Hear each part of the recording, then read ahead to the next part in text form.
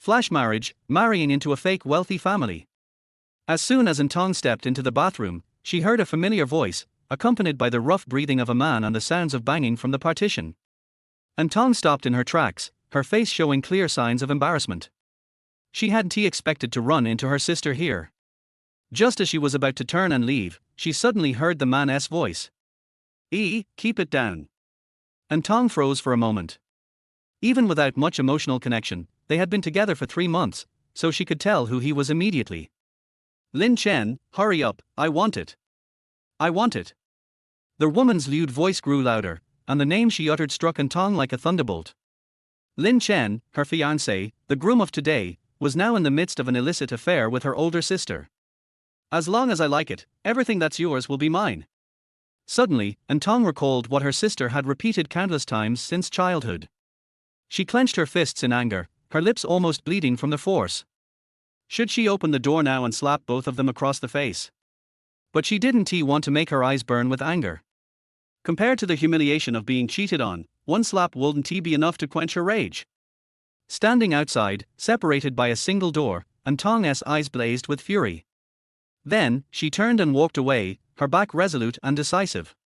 At this moment, it was 11:30, and the wedding was just half an hour away. An Tong stood outside the hall, with the sound of guests and the hustle and bustle inside, only making her feel more unsettled. Should she ruin the wedding? Her father's company was on the brink of collapse, and if she married into the infamily, it would lead to an even worse fate.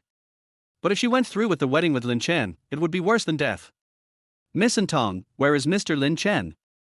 The wedding is about to start, the MC asked, peering around the door in confusion.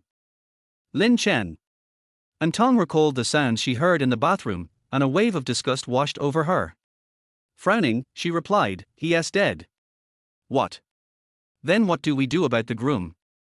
The MC was puzzled, not understanding what had happened. There are men all over the street. An Tong, I'm not lacking a husband. Just then, a man walked into the hotel lobby, and An Tong glanced at him. That is him. An Tong, in her wedding dress, gracefully walked over, blocking the man's path, and asked forcefully, would you be willing to marry me? Since Lin Chen was a scoundrel who had no honor, she couldn't care less about being righteous. If he betrayed her, she would make sure he didn't have it easy either. The man showed no surprise. He silently gazed at An Tong. If you don't speak, I'll take that as a yes. Without waiting for a response, An Tong grabbed Lin Chen's wrist and pulled him into the wedding venue. They walked through an arch decorated with red roses and stood at the center of the stage. The guests in the audience looked at the man beside the bride, their expressions turning complicated. Wasn't he this Lin Chen, the third son of the Qin family who had been disfigured in an accident? The man was impeccably dressed, with an aristocratic air. His sharp features made him striking. Just this face alone would attract a lot of attention.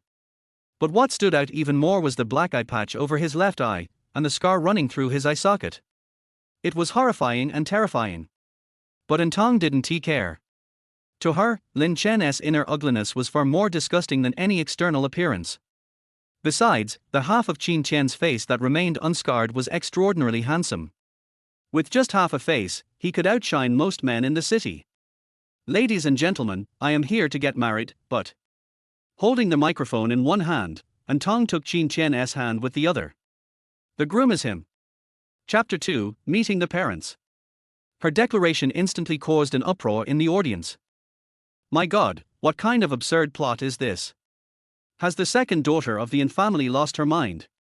Heavens, is she really calling off the wedding with the Lin family's heir right here? Who doesn't know that Lin Chen was disfigured and unpopular, almost abandoned by the Qin family? Why would the bride choose him? Who knows? Maybe even a dead camel is bigger than a horse. If she can get some benefits from the Qin family, that's still considered a blessing. TCH, do you want that blessing? Are you sure you want to marry me? After remaining silent for so long, Lin Chen spoke up, his expression still calm, as though this was a trivial matter. An Tong raised her head and met his gaze, gathering her courage to say, I'm sure. MC, continue the wedding. The man's voice was cold as ice, which caused An Tong to freeze for a moment. She hadn't expected him to agree so easily. In front of everyone, the bride An Tong and the groom she had just dragged in, Lin Chen, completed their wedding ceremony. Once the ceremony was over, An Tong hurried backstage to change her clothes. The wedding dress, now discarded like trash, was thrown carelessly onto the floor. Rose petals fell onto the white gown, staining it like blood. It was blinding, but it didn't compare to the anger and heartbreak she felt inside. An Tong, you better explain what's going on here. Lin Chen, who had finished his business, came out, shocked to find the wedding was already over. He was instantly enraged. Noticing the lipstick marks on his shirt collar, An Tong felt disgusted, as if she had swallowed a fly. She yanked her hand out of his grip. Don't touch me. Lin Chen's face darkened.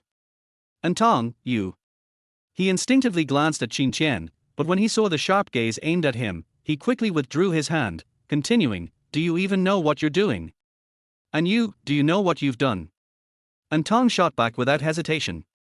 It seemed like she knew about the affair with An Yiyi. Lin Chen's expression shifted, then he said with more confidence, my family provided the money, and your family provided the people. It's just business. If the An family doesn't clean up this mess, you'll never have a good life again. We'll see about that. Let us see whose life ends up being miserable. An Tong didn't want to talk to him anymore and took a step to leave, but Lin Chen blocked her way. Qin Qian stepped forward, raised his hand, and executed a shoulder throw. Lin Chen immediately felt the world spin as he was thrown into the air and landed on the ground with a loud thud, letting out a painful groan. An Tong, stop right there. Lin Chen, unwilling to give up, staggered to rise. But when he looked up, he met Qin Qian's eyes. The man's dark, emotionless pupils pierced him like daggers, and the scar across his eye socket radiated with hostility. Dare to move again, and I'll make sure you'll never stand up again.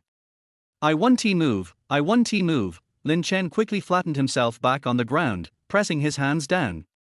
In terms of physical strength, he was no match for Qin Qian. Seeing Lin Chen shrink away like that brought An Tong an immense sense of satisfaction. She took the initiative to link her arm with Qin Qian's. Qin Qian, let us go. Their figures pressed closely together. The sight of Lin Chen, like a broken sack of flour on the ground, was a tremendous humiliation in his eyes. An Tong's mind kept replaying the scene of Lin Chen being thrown to the ground. It had to be said, Qin Qian's move was incredibly manly. It wasn't until she was shoved into the car that she snapped back to reality. Hey, where are you taking me? To meet the parents. Was he serious about this? She didn't think he was really playing this game for real. Chapter 3, It's not her fault. It's not possible right now. I need to go home. Here's what I'll do, I'll leave you my phone number, and as for meeting the parents, we can talk about it later. After the wedding with Lin Chen fell apart, she had to go home and check on the situation. Qin Qian thought for a second, then said, no need for the number. I'll take you home first. With that, he waved to the driver waiting outside. Lijing Royal Mansion. An Tong was somewhat surprised. How do you know where I live? As far as I know, you've just graduated from university. Why the rush to get married? Qin Qian didn't answer her directly but instead coldly stared at her with the one eye visible behind the eye mask. Do you love him? Qin Qian's tone suggested that he was well aware of An Tong's situation, and he didn't seem to hide that fact. I wouldn't say love, just not hatred, I guess. An Tong lowered her head, fiddling with her fingers and giving a self-deprecating smile. My father's company is struggling, and he wants to form an alliance with the Lin family. It was clear that An Tong was just a pawn in an exchange of interests. You seem to know a lot about me, she asked. I was dragged into being the groom halfway through, so isn't it normal to check out what kind of bride I'm marrying? That was a fair point. The car arrived at the An family's villa. Qin Qian stayed in the car, watching as An Tong entered. A brief flash of tenderness appeared in his eyes. Once inside, her father, An Yunsheng, angrily shouted, An Tong. How dare you come back? I really wasted all these years raising you. A dog could do a better job guarding their house than you. You're only good at causing trouble. What else can you do? An Yunsheng's fury left An Tong rooted to the spot. So, to him, his daughter wasn't even worth more than a dog. Come on, we're going to the Lin family to apologize. An Yunsheng was only concerned with preserving the marriage alliance with the Lin family. I'm not going. An Tong's words were firm. She was not the one in the wrong, and she was not the one who needed to apologize. What did you say? I said, I'm not going. An Tong looked up, her eyes filled with defiance. For a moment, An Yunxing seemed to see her mother standing in front of him, glaring at him with resentment, her stare piercing enough to send chills down his spine. An Yunxing hesitated, his gaze faltering, unable to meet An Tong's eyes. It was Yiyi who was fooling around with Lin Chen at my wedding, why should I apologize? What An Tong couldn't understand the most was this: if she and Lin Chen had an affair, why didn't she just marry him? Why make me the sacrifice? Enough. An Yunxing began to defend his daughter, his voice sharp. What nonsense are you talking? Yiyi is so obedient and good to you. How can you, as her sister, bear to slander her like this? Hearing this, An Tong's heart ached. She had already accepted her father's partiality, but she never thought he could be deceived to this extent. She realized now that she could no longer trust him. My mom passed away years ago. I know you've long forgotten about her, but you don't even know how Bai Ying and Yiyi have been bullying me. Their kindness toward me was all an act. And Yunxing furiously retorted, they're your stepmother and sister. You shouldn't be shouting their names like that. I don't have a mother. My mom died long ago. Hearing his daughter speak disrespectfully, An Yunxing raised his hand, intending to slap An Tong across the face. However, he stopped just short of it, his palm brushing past An Tong's nose. An Tong didn't expect her father to strike her. In panic, she stepped back, tripping and falling to the ground. Along with the fall, all the hopes she had for her father also shattered. Chapter 4. She is always a joke. After Bai Ying and her daughter got married, they acted very well in front of An Yunxing, but An Tong always made things difficult for them behind their backs. When she was in school, An Yi's lunchbox was always very rich and different every day, but An Tong's lunchbox was always filled with leftovers.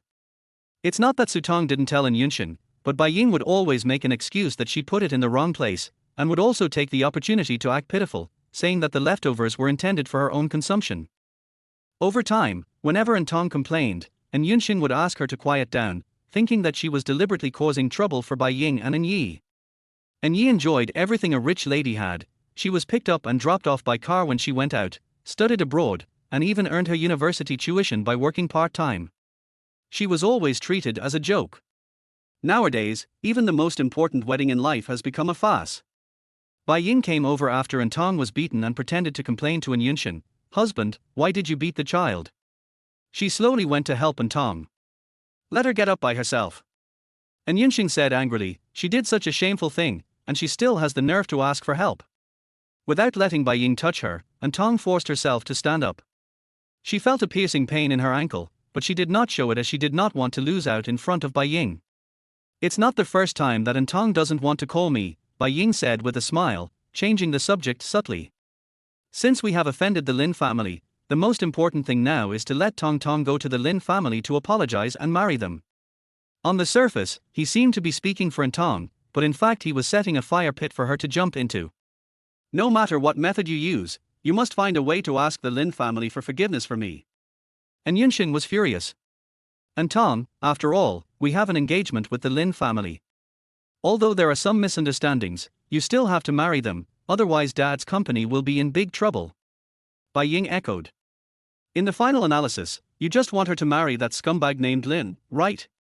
But An Tong refused. Thinking of the man who would be standing shoulder to shoulder with her at the wedding, An Tong suddenly felt courageous. She clenched her lowered hands and said, I'm already married. The groom is Qin Tian. You mean the useless third son of the Qin family? An Yunxing's face was gloomy. He is an unfavored illegitimate child, and he is also blind.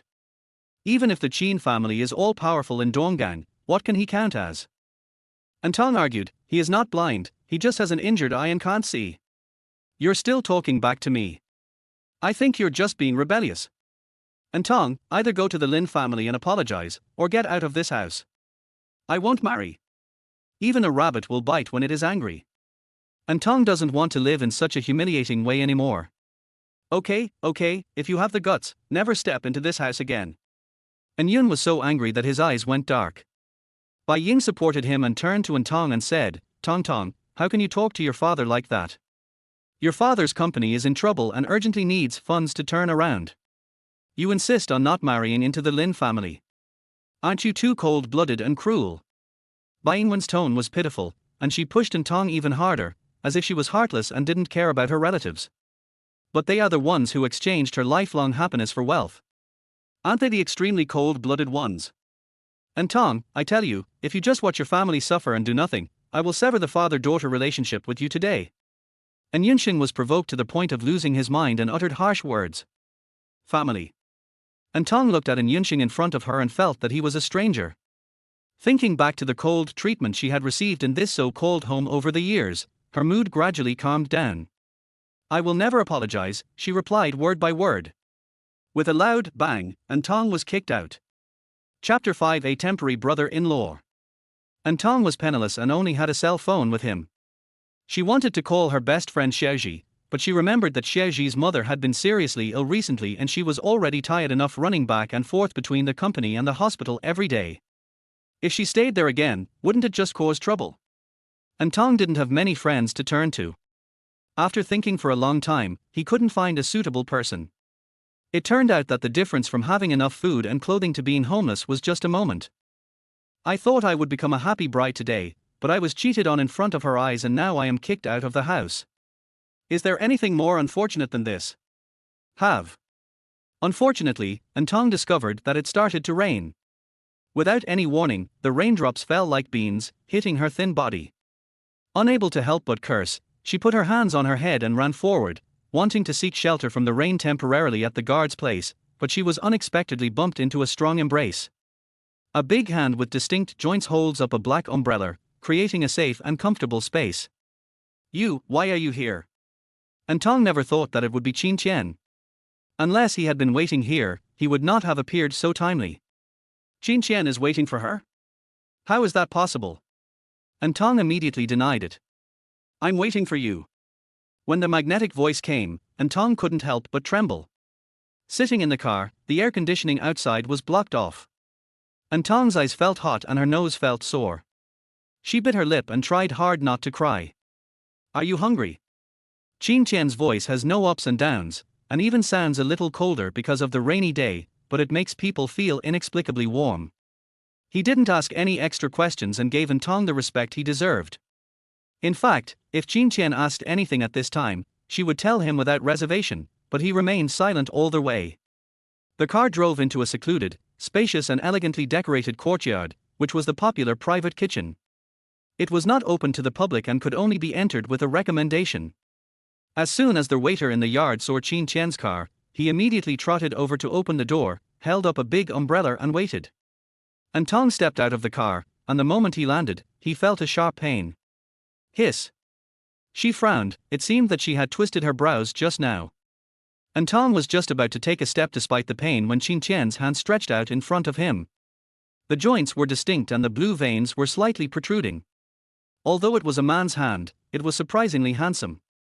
I'll help you. Lin Chen's words were concise and clear.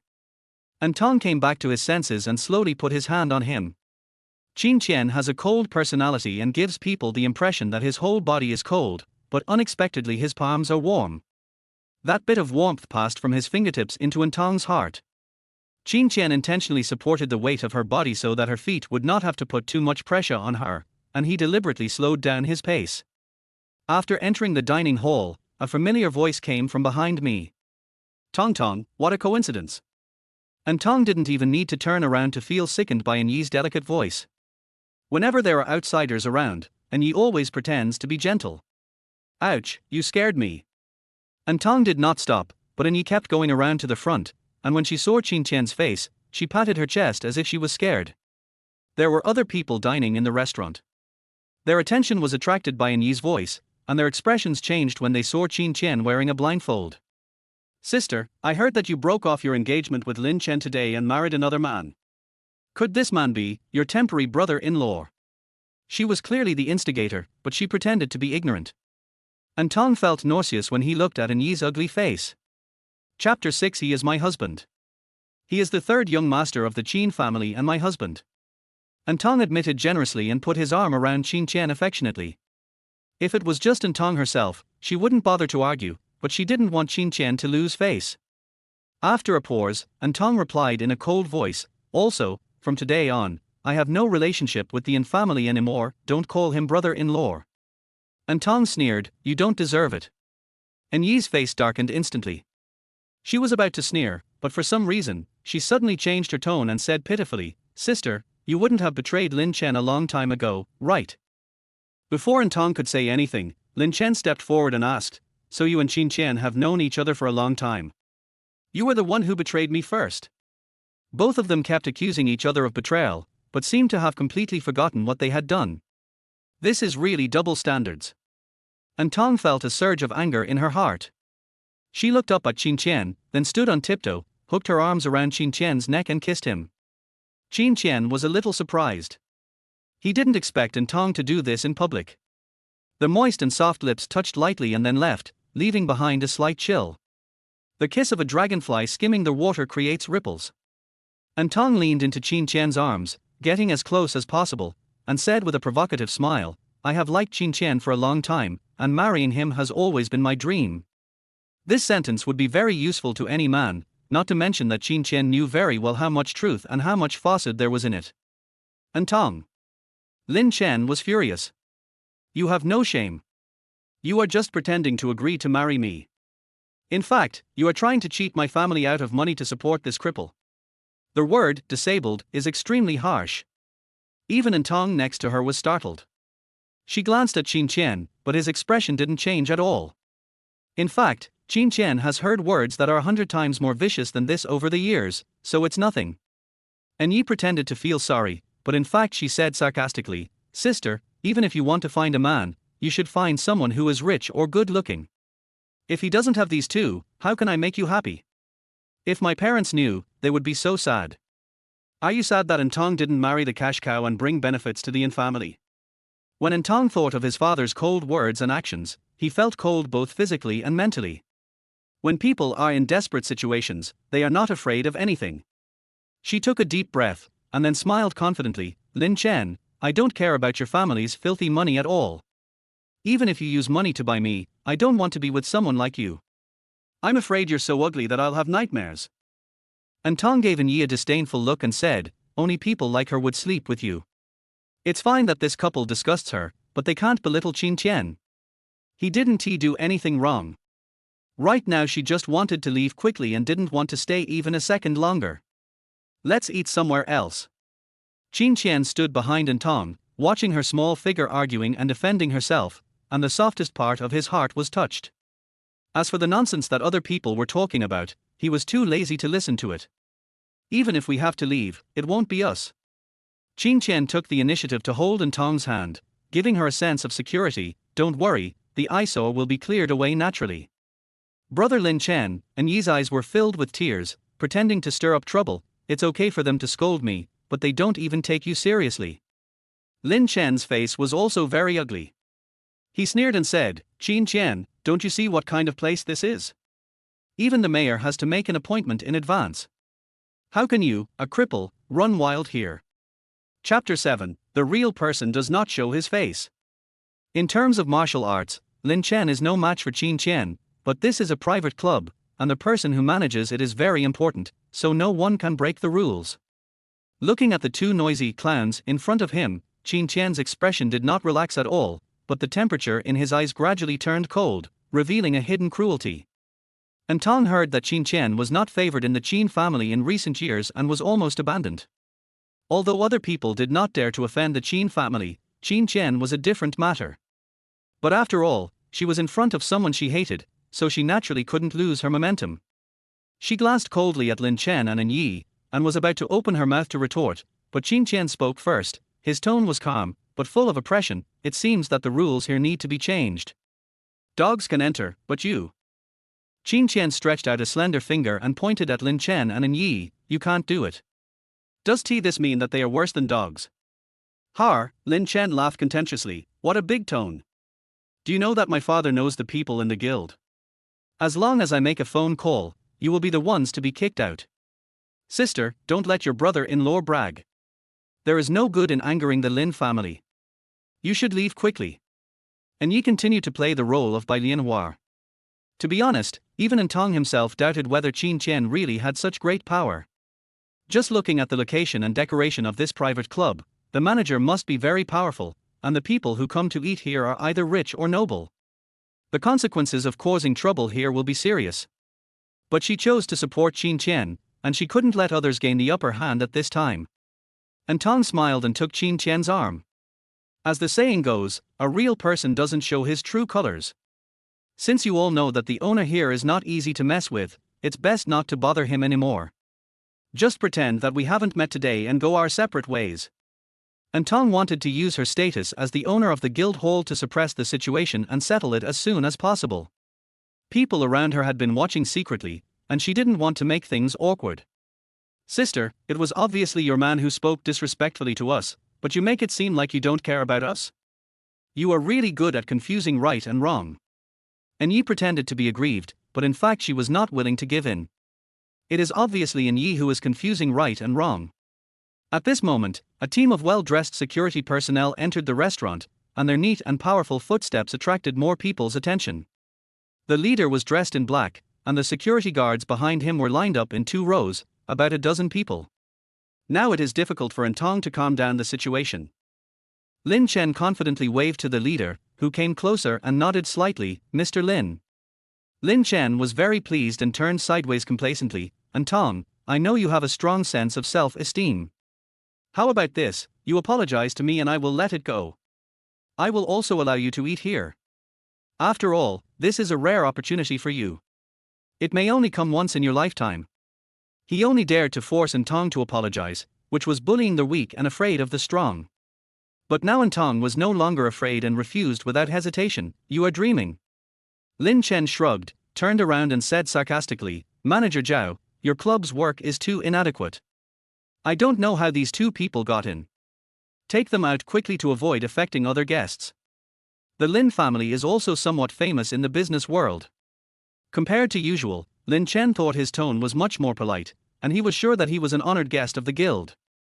And Yi was also secretly delighted, waiting to see An Tong's miserable appearance after being kicked out. She just didn't want to see An Tong have an easy time. Chapter 8 Welcome Mr. Qin. An Tong was also a little nervous, and he unconsciously tightened his hold on Qin Qian's hand. It would be so embarrassing if he was really kicked out in public. She was thinking about what to say to ease the awkwardness, and didn't notice that Manager Zhao and Qin Qian exchanged glances. Manager Zhao suddenly bowed to him at a 90-degree angle. Welcome, Mr. Qin. A dozen people behind Manager Zhao also bowed in unison and shouted in unison, Welcome, Mr. Qin. This scene frightened An Tong. He suddenly thought it was an ancient emperor attending court. These people were so respectful that they almost shouted, Long live the emperor. Yeah. Qin Qian responded indifferently. He was already accustomed to this kind of condescending situation. And Yi was dumbfounded. Lin Chen was even more shocked. Logically speaking, Qin Qian has been doing worse than the average rich second generation in these years. In such a high-end private club, the security manager is someone that everyone fawns over, but he actually acts like only Qin Qian is respected. What's going on? An Tong couldn't figure it out either, so he lowered his voice and asked Qin Qian, Why are you? Qin Qian covered An Tong's hand on her arm, signaling her to just watch the show. Because of his soothing actions, An Tong's heart actually calmed down. The tall figure beside him was like a harbor, enough to block all uneasiness. And Yi was panicking now. She was afraid that she would be kicked out in public. She asked Lin Chen pitifully, Brother Lin Chen, what should we do? Go ask your father. Who knew that before Lin Chen could say, Wait for me to make a call, Manager Zhao directly signaled the security guards, Clear the area. Qin Qian's subordinates are all like him, ruthless and taciturn. At a command, the security guards blocked Lin Chen and An Yi and forced them to walk out of the clubhouse. Please leave on your own. This made An Yi the laughingstock of the entire clubhouse. She couldn't hold back her pride and called out to Lin Chen in a shrill voice, Your Lin family is a well-known and prestigious family after all. Do you really want to be bullied like this? Lin Chen was provoked by these words and his face became even uglier. I am the son of Lin Daoqian of the Lin Group. You'd better figure out what the consequences will be if you kick me out today and anger my father. Lin Chen brought up his father's name for the purpose of intimidation. Lin Daoqian was also an important figure in the city. However, Manager Zhao remained unmoved. We have already given you enough respect. Please leave immediately. The implication was that if it wasn't for Lin Daoqian, the security guards would have grabbed Lin Chen and thrown him out long ago. These two people are never allowed to set foot in the guild hall. Qin Qian was too lazy to waste any more time and gave the order in a cold voice. Understood, Mr. Qin. This private club has emerged in recent years and is quite popular among the upper class. Everyone regards being able to dine in the club as a symbol of noble status. If I were kicked out in public and added to the blacklist, wouldn't it be a complete disgrace to me? The upper class people love to flatter the weak and compare with each other, so this matter will definitely be spread as a joke. It would be embarrassing enough for Lin Chen, but he was most afraid of letting his father know about it, because then he would be in big trouble. You are not giving my father face. Lin Chen wanted to discuss it with Qin Qian, but he was used to speaking in a loud voice, so when he opened his mouth, it sounded like a plea or a threat. Qin Qian didn't even bother to reply. He raised his left hand and hooked 2 fingers. Manager Zhao immediately understood and signaled the security guard, "Get out." Yes. Lin Chen and Yiyi were dragged by the security guards directly out of the clubhouse gate, looking extremely embarrassed. The two were puzzled. Wasn't Qin Qian doing very badly? What was the trick? Chapter 9, Making Amends on Behalf of God. The security guard showed no mercy to Yiyi. She was pushed out of the door and fell to the ground. Her white skirt was stained. She kicked her legs on the ground angrily. This is so embarrassing. Lin Chen is a man after all, and he values his reputation the most. He said angrily, "Shut up, isn't this embarrassing enough?" The door of the guild hall was not closed. Yiyi looked inside the door at An Tong, who was standing on the steps looking down at her. She was mad with jealousy. She thought to herself, "Bitch, I will definitely get back at her. I will never let her get away with this." An Tong seemed to be able to hear her thoughts and suddenly responded, "Yiyi, God is watching you. You deserve what you get today." Yiyi wanted to say something in rebuttal, but was pulled away by Lin Chen. "Why don't you leave? Are you waiting to be laughed at?" Lin Chen thought that he should rush back as soon as possible before the news reached his father's ears. Watching the two people leave in a hurry, An Tong felt extremely happy, not to mention how cool it was. "Mr. Qin, Mrs. Qin, please come in." The word Mrs. Qin made An Tong blush from her ears to her cheeks. She was very shy. She was not used to this identity yet.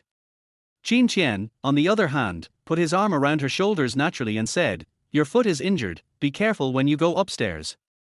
An Tong was at a loss for words about the meticulous care. Compared to her, Qin Qian seemed to be very accustomed to their identity as a couple. After a moment of hesitation, An Tong could only say softly, "Thank you." The two were led to a private room on the second floor. After they ordered the dishes, Manager Zhao poured them tea and then stood aside with his hands folded. An Tong drank his tea in small sips, and subconsciously glanced at Manager Zhao behind him every few seconds, looking as if he wanted to say something but hesitated. A cup of tea was quickly finished. As soon as An Tong put down the cup, Manager Zhao filled it up immediately. Being served in this way was really uncomfortable. An Tong quickly nodded and said, "Thank you." Manager Zhao also responded respectfully, "I don't deserve it." Qin Qian noticed An Tong's embarrassment and said, "Manager Zhao, please go out first." "Mr. Qin, Mrs. Qin, I'll be waiting outside the door. Please tell me if you have anything to say." Manager Zhao bowed respectfully and then left. "Phew, I can finally breathe a sigh of relief." An Tong asked curiously, "Why is Manager Zhao so obedient to you? It's as if you are the boss." "Why, because I'm blind and disabled, I don't look like I'm fit to be the boss here." In a relatively private space with no other outsiders around, Qin Qian relaxed a little and actually replied in a teasing tone. "You are not blind." An Tong raised his voice, "You just have an injured eye." After she finished speaking, she realized that her reaction was a little too much and she kept silent in embarrassment. However, once the box became quiet, the atmosphere became even more awkward. Qin Qian was holding the teacup, sipping it leisurely. He didn't expect An Tong to be so excited.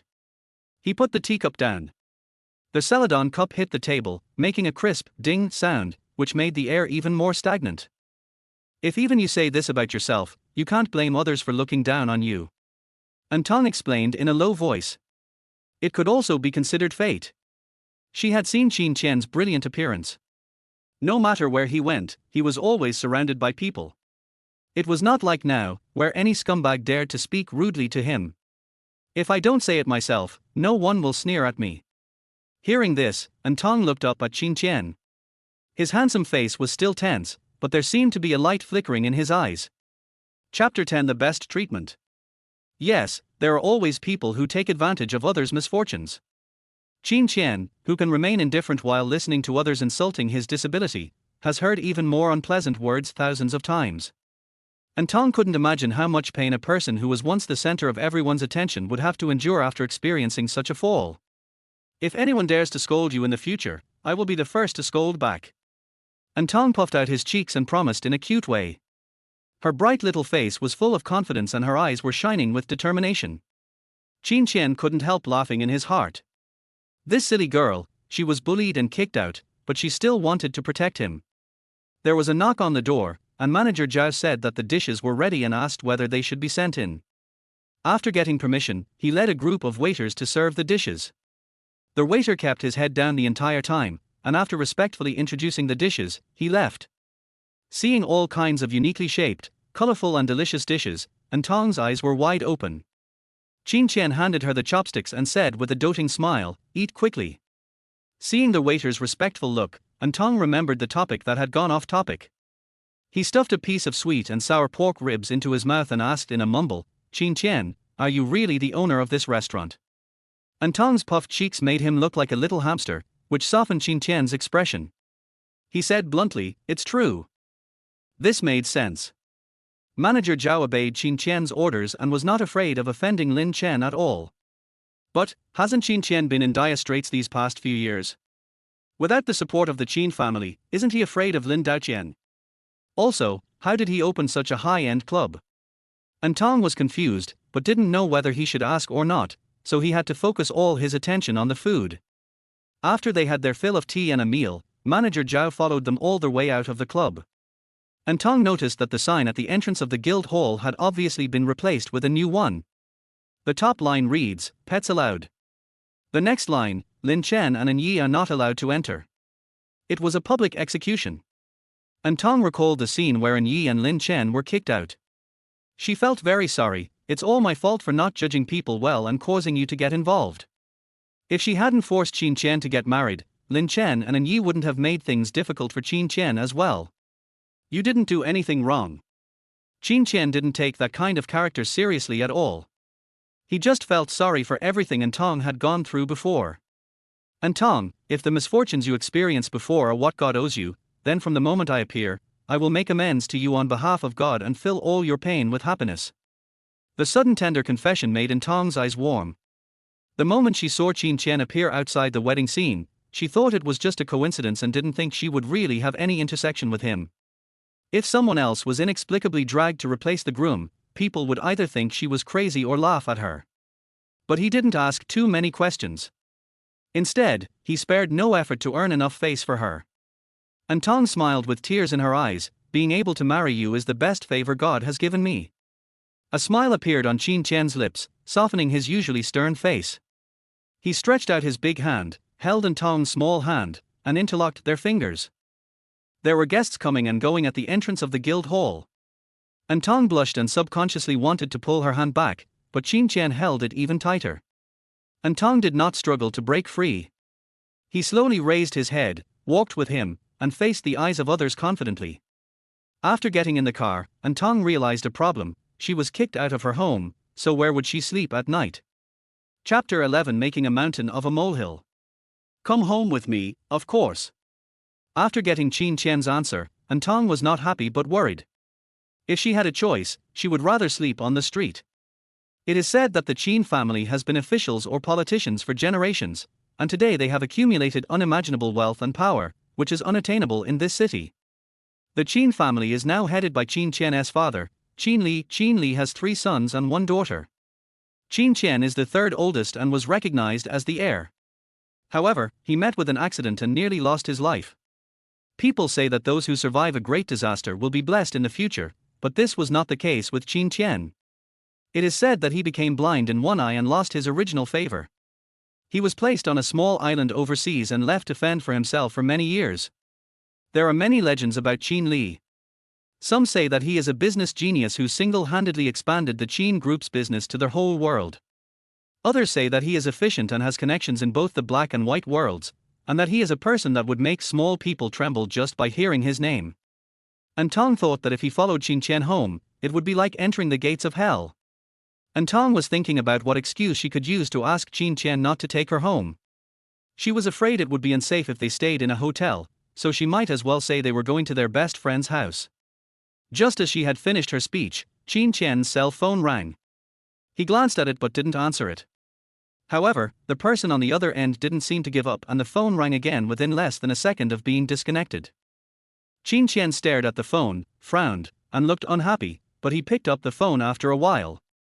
An Tong was very polite and did not listen to the content of the call.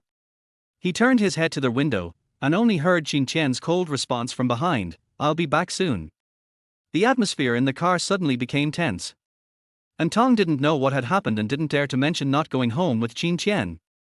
With a heart full of trepidation, An Tong followed Qin Chen back to the Qin family's old house. The old house was built on the top of a mountain. The car drove for a long time on the winding mountain road before arriving. The closer it got, the more nervous An Tong became. It was already past 9 o'clock in the evening, the old house was brightly lit, and the car stopped at the door of the main building. As An Tong got out of the car, a woman with a kind face and about 40 years old came to greet him. "Is this the young master's new wife?" "Oh, she is indeed a beauty picked out of a million, so pretty." An Tong was stunned by the praise and quickly looked at Qin Chen. Qin Chen introduced, "This is Aunt Zhang, the housekeeper of the old house." It is rare to see a woman serving as a housekeeper, so Aunt Zhang must be very capable. However, she looks very kind, with a smiling face, which makes people feel close to her. "Hello, Aunt Zhang."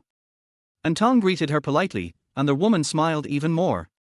"Come in quickly, the master and the mistress are waiting to see the new daughter-in-law." Qin Chen grabbed Aunt Zhang first, and Tong sprained her foot. "Oh, how come you got injured?" Aunt Zhang said with pity, and she asked An Tong to wait a moment.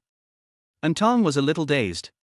In the blink of an eye, he saw Aunt Zhang leading two people and carrying a wheelchair in front of him. "Come, I'll ask someone to push you in." Aunt Zhang pulled An Tong very attentively and asked her to sit in the wheelchair. No, Aunt Zhang, I'm just slightly injured, it's no problem." An Tong didn't know how to respond and waved his hands quickly. He didn't know whether it was because he was shy or excited, but his face was flushed and he looked cute and adorable. It takes 100 days to heal a broken bone. You can't ignore this injury. What if you develop a chronic disease? After you see the master and the mistress, I'll call a private doctor to see you. Chapter 12. These are my parents. Although he knew that Aunt Zhang meant well, this was too big a fuss. An Tong was so panicked that he didn't know how to respond before he even entered the door. She hurriedly looked at Qin Chen, wanting to ask him for help, but she saw him with one hand in his pocket, looking like he was enjoying a good show. Did she really want to see her being pushed in a wheelchair? What if Qin Chen's parents misunderstood her as not knowing how to respect her elders and deliberately making a fuss?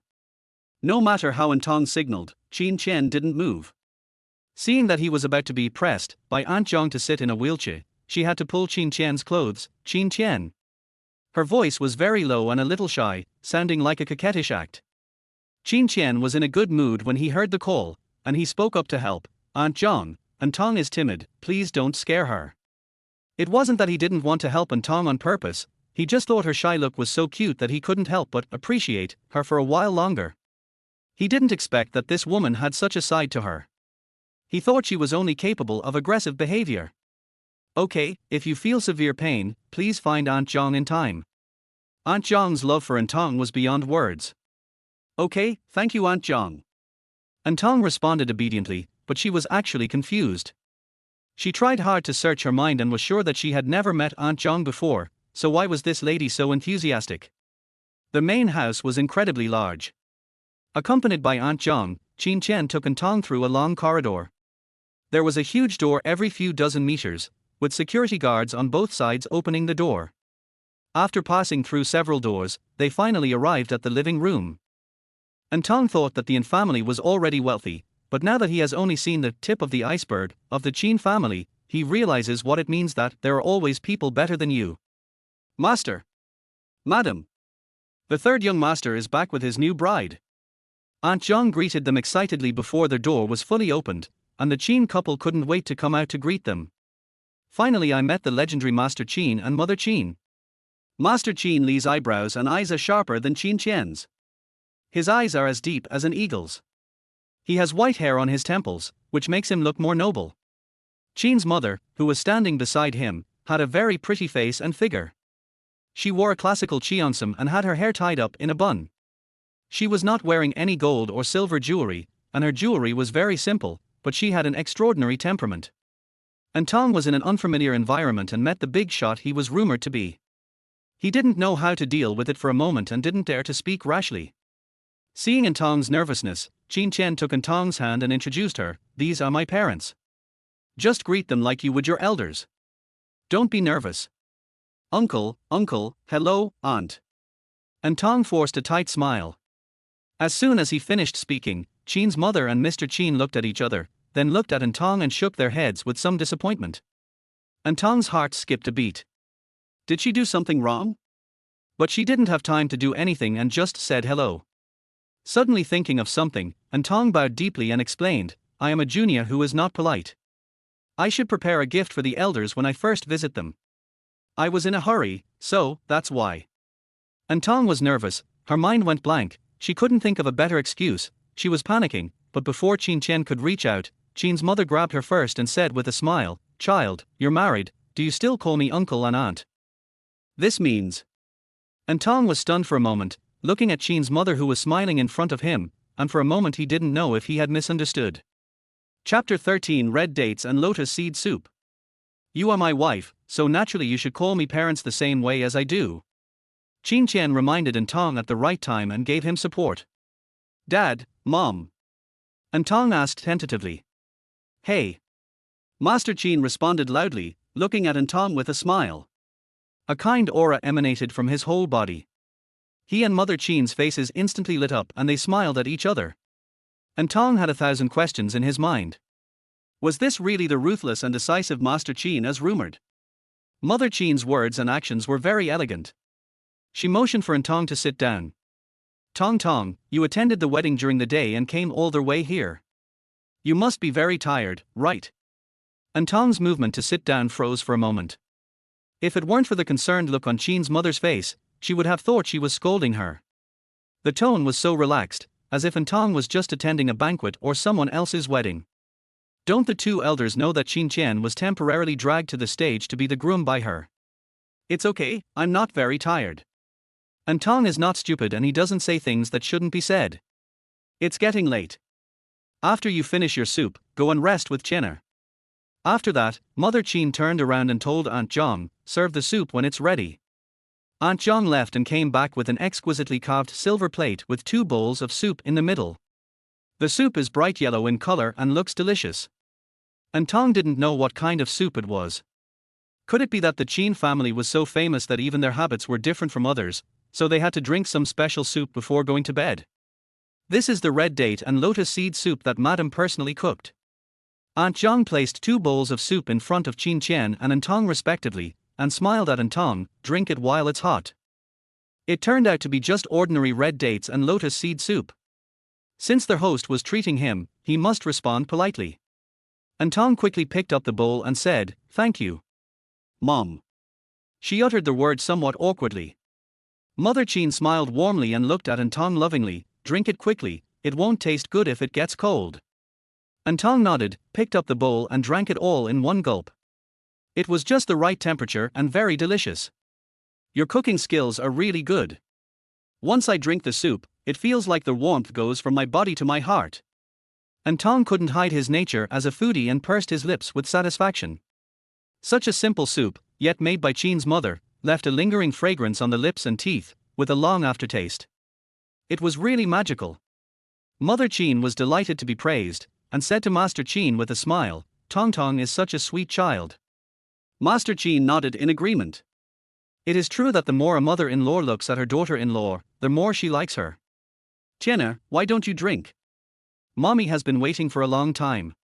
"Look, Tong drank it all up," Chen's mother advised. Chen Chen didn't even touch the bowl in front of him, and said coldly, "Mom, I've told you before, don't go too far." Asking Lin Chen to drink soup is too much? An Tong was stunned when he heard this. She secretly looked at Chin's mother, and saw that her eyes were red in an instant. Seeing this, Master Chin immediately defended his beloved wife, put his arm around Chin's mother's shoulders, and said to Lin Chen in a stern voice, "How can you talk to your mother like that? What else can I want as a mother? I just hope that you and Tong Tong can be happy. You little rascal, you don't appreciate it at all." Mother Chin scolded her son in her husband's arms, feeling very aggrieved. "I'm not a child. I know very well what to do."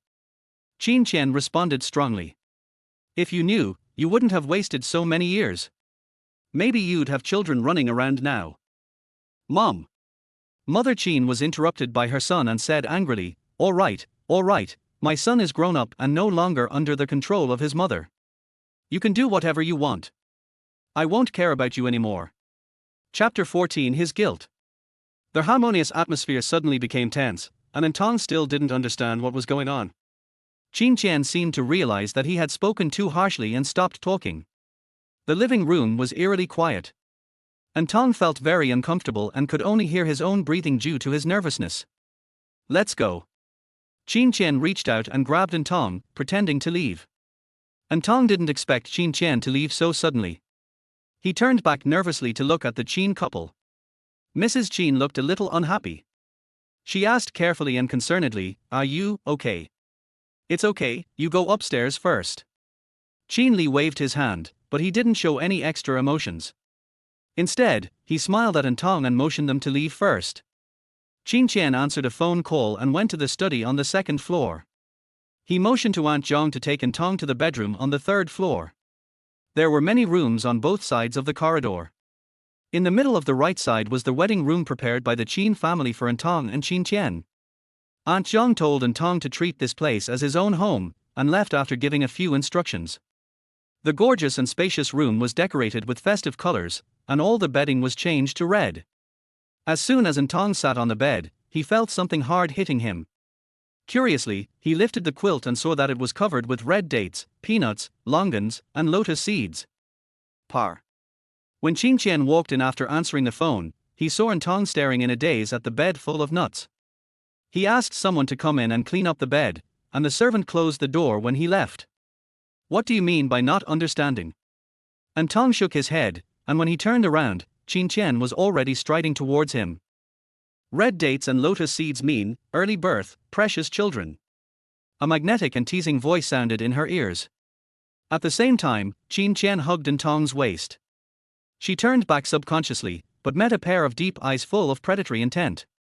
An Tong was so surprised that he was almost speechless. Your eyes are normal." "I'm sorry, I seem to have scared you. I'll tell you the whole story slowly, but now, there are more important things to do." After saying that, Lin Chen picked up An Tong and pressed him down on the bed. He kissed him with his hot lips, sealing An Tong's doubts in his throat.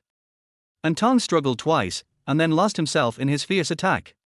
An Tong thought that Lin Chen was cold and restrained, so it was surprising that he suddenly became so enthusiastic. It was almost dawn when An Tong finally escaped. He lay on the bed, feeling exhausted, as if his whole body was falling apart. There was an inconspicuous black mark on the festive red bed sheet, which meant that she had completed the real transformation from a girl to a woman. An Tong was in a complicated mood. She had experienced so many changes overnight that her brain was almost in a blank state. But at the same time, she was also somewhat happy. No matter what, she could not have imagined that she would marry Lin Chen so easily. Lin Chen regained his senses and saw red marks on An Tong's fair skin. He could only imagine what happened last night. "I'm sorry, I shouldn't have been so rude to you last night." He frowned, his tone full of guilt. Lin Chen got out of bed, found the ointment, and carefully applied it to An Tong, as if he were treating a fragile object, for fear of hurting her. The Lin Chen in front of him was gentle and humble, completely different from the aggressive person he was last night. An Tong couldn't understand why he had changed so much. However, after entering the Chin family's old house last night, what she saw and heard was beyond her imagination, especially the Chin couple and the housekeeper Aunt Zhang, all of whom were unusually enthusiastic towards her. Also, there are rumors outside that the third son of the Chin family has suffered a sharp decline in family status since the accident, but why do the facts seem to be completely different? Chapter 15, A Small Request. There are many mysteries, but An Tong finds it easier to accept Lin Chen's change. When the ointment was applied on the body, the cool feeling went straight to their heart. An Tong looked at Lin Chen, who was so close to him, and a trace of excitement flashed through his heart. After applying the medicine, Lin Chen touched An Tong's shoulders and wanted to help her lie down. The moment their skin touched, both of them felt a surge of electricity, and their eyes met suddenly, with feelings surging. It's still early, let's rest for a while. Lin Chen was the first to break the silence. Yes, by the way, your eyes, what's wrong with you? In order to avoid embarrassment, An Tong quickly lay down and found an excuse to ask. As soon as he finished speaking, the scene of last night suddenly flashed through An Tong's mind. Lin Chen whispered in his ear, I will tell you the whole story slowly, but now, there are more important things to do. Stop. An Tong tried hard to control his wild thoughts. My right eye was injured in an accident, but it has recovered now. Lin Chen's eyes did not look abnormal, but the scar that went through his right eye was still there. Although the mark was very faint, it was still clearly visible, and it seemed that it could not be removed for the time being. But aren't you still wearing an eye patch? Since he was already well, An Tong didn't understand why Lin Chen was still pretending to be injured. This is a long story. I'll tell you later when I have time. Lin Chen tucked the quilt for An Tong and said softly, go to sleep. What about you? Seeing that Lin Chen had no intention of continuing to rest, An Tong was curious about where he was going so early in the morning. An Tong's voice was very soft, and always sounded a little coquettish. This question made it seem as if she was reluctant to let Lin Chen leave. Lin Chen paused for 2 seconds, looked at the empty seat next to An Tong, and said with a smile, why, you don't dare to sleep alone. Realizing that he had misunderstood her, An Tong quickly denied it, no, if you have something to do, just go and do it. After that, she buried her blushing face in the quilt, afraid of being seen. It seems I misunderstood. Lin Chen looked at the arched figure under the quilt and curled his lips helplessly. Why did he think so wrongly? It must be because the effect of the medicine has not yet completely worn off.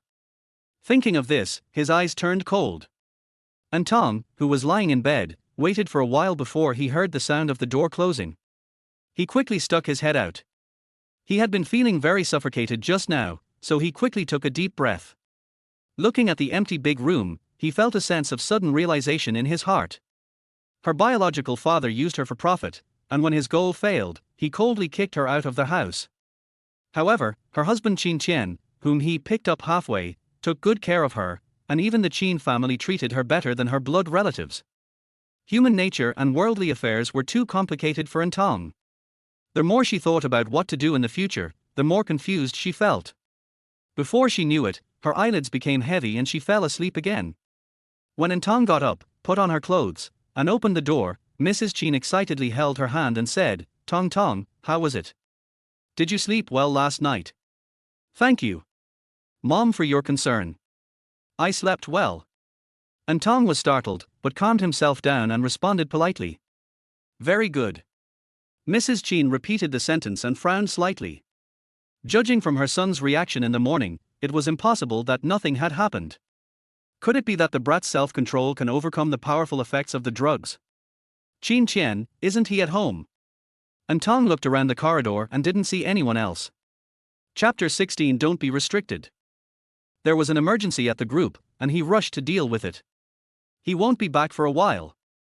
An emergency? It can't be something serious. An Tong couldn't help but worry about Lin Chen. Mrs. Chen saw through her thoughts and comforted her with a smile. It's just a small matter, don't worry about him. He said he wouldn't be back for a while, and also said it was a trivial matter, which made An Tong confused. Come, Tong, I have something to say to you alone. Mrs. Chen motioned An Tong to go back to the bedroom and then closed the door. There were only the two of them in the huge room. Seeing that Mrs. Chen was staring at him, An Tong became a little nervous. What do you want to tell me? Nothing, just chatting casually. Mrs. Chen sat on the chaise longue opposite the bed and waved for An Tong to sit next to her. Tian'er is a child who has experienced a very serious accident, which is equivalent to walking back from the gates of hell. It is inevitable that he will have some unusual behaviors and thoughts. Since you are married to him, please be more considerate and think of him as worrying about me. Mrs. Chen said earnestly. I will. An Tong answered seriously. Mrs. Chen smiled, then I'm relieved. Although there are many opinions from the outside world, the Chen family is very easy to get along with. When you come here, just treat it as your own home. Don't be restrained. After a pause, Madam Chen continued, however, I have a few small requests. Request? An Tong's heart tightened. First courtesy, then force. Did he say nice things first, and then set rules for her? It seemed that things were not simple. Don't be nervous. I'll just tell you two things. Both of them are very easy to do, Mrs. Chen comforted An Tong and continued, the first one is about Tien's eyes. Don't tell outsiders that he has recovered. Okay, I won't tell anyone. Looking at Qin Qian's expression in the morning, she knew there was something hidden behind it. The Qin family might have their own plans, but they did not hide it from her, which showed that they trusted her. An Tong thought that out of moral obligation, she should also keep the secret. The second one is that I hope you and Qianer can have a baby as soon as possible. Ahem. As soon as Mrs. Qin said this, An Tong unexpectedly almost choked on his own saliva.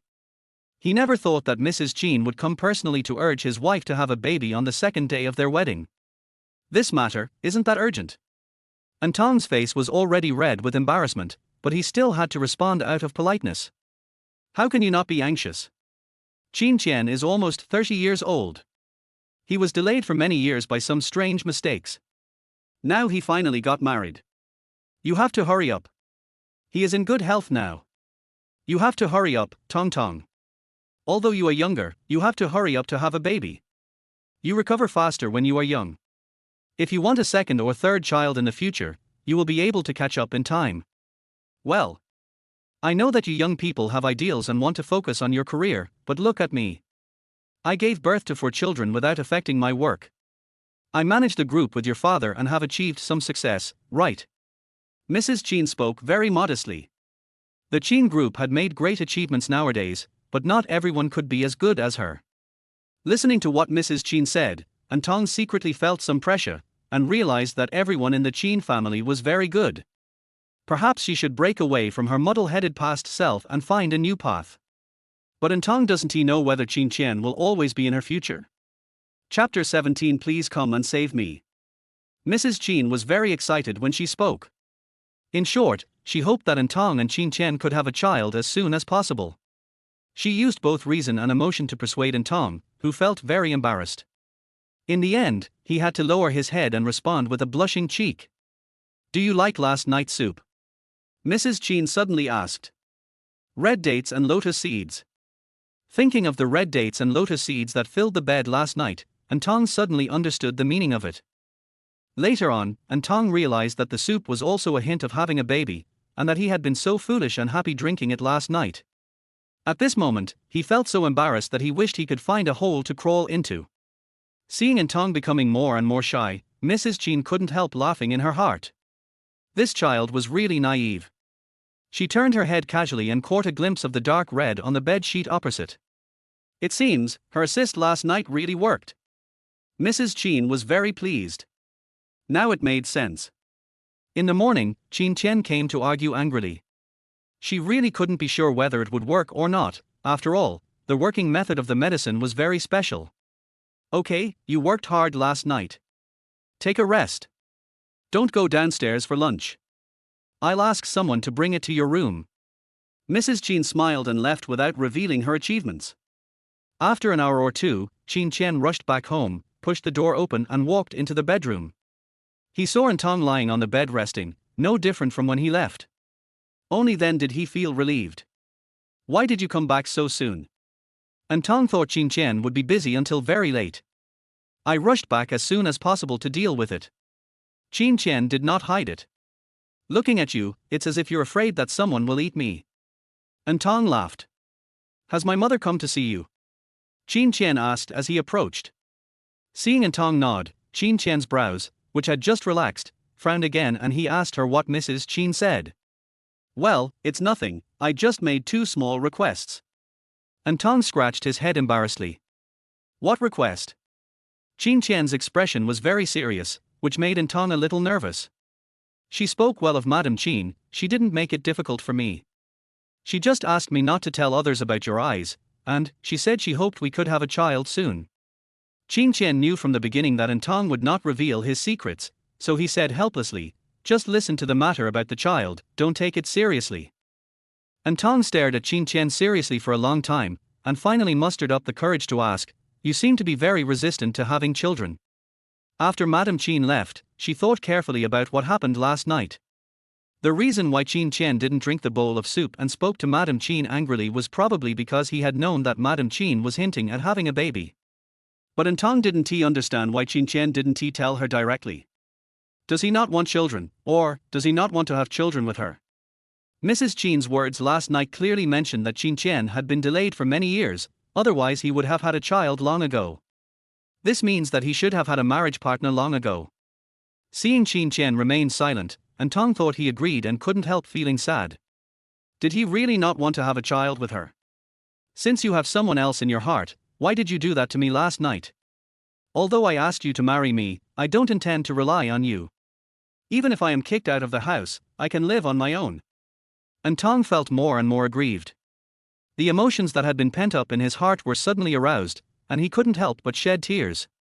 What do you mean by having someone else in your heart? Lin Chen was wondering how An Tong came up with this ridiculous conclusion. Seeing her suddenly burst into tears, he hurriedly sat beside the bed to comfort her. Chapter 18, Lust Makes One Lose One's Mind. Why are you crying? Lin Chen wanted to wipe An Tong's tears, but she dodged his hand. He sighed helplessly and explained, "I don't have any other woman in my heart. Since I marry you, you are my only wife for the rest of my life." Lin Chen's tone was very firm. An Tong was surprised at his sincerity. He stopped crying and turned to look at him. "What? You don't believe it?" "If you don't believe it, I swear," Lin Chen put her fingers together and swore to the sky, "if I lied to you, then." An Tong quickly stretched out his index finger and pressed it on his mouth. "Don't say anything unlucky.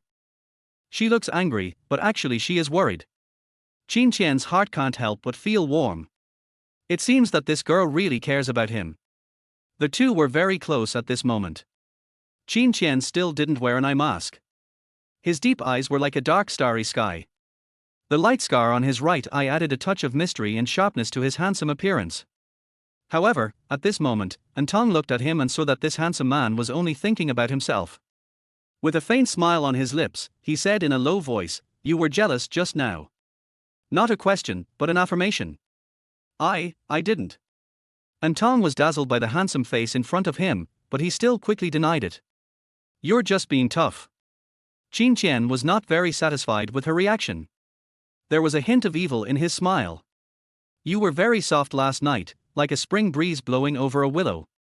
It's so tempting that people can't stop. You." An Tong was teased blatantly and wanted to fight back angrily, but when he looked up, he saw Lin Chen staring at him affectionately. His mouth opened and his brain went blank in an instant. Lust can blind one's mind. The ancient saying is true.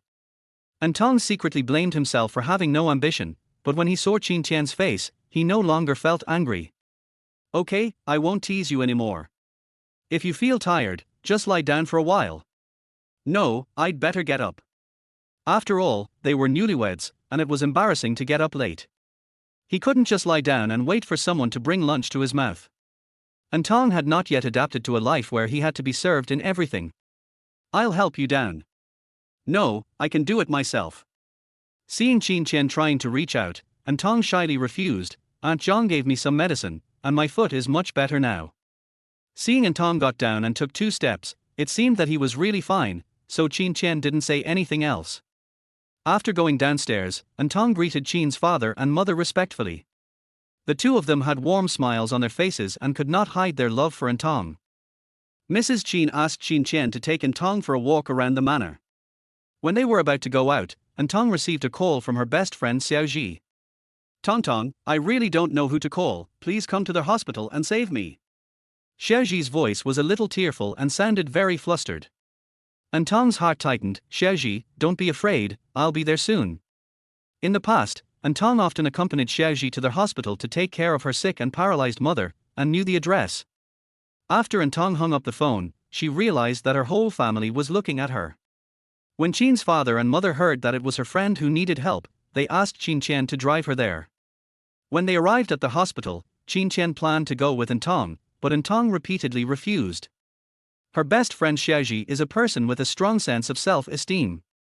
She knows that unless there is a big problem, Yiyi will not easily ask for help. Lin Chen is an outsider to Yiyi, so it is better not to take him there for the time being. Lin Chen no longer insisted and just said that he was waiting outside the hospital and asked An Tong to find him first if anything happened. An Tong felt warm in his heart, nodded in agreement, and quickly walked into the hospital. Arriving at Yiyi's mother's ward, Yiyi was pacing anxiously outside the door.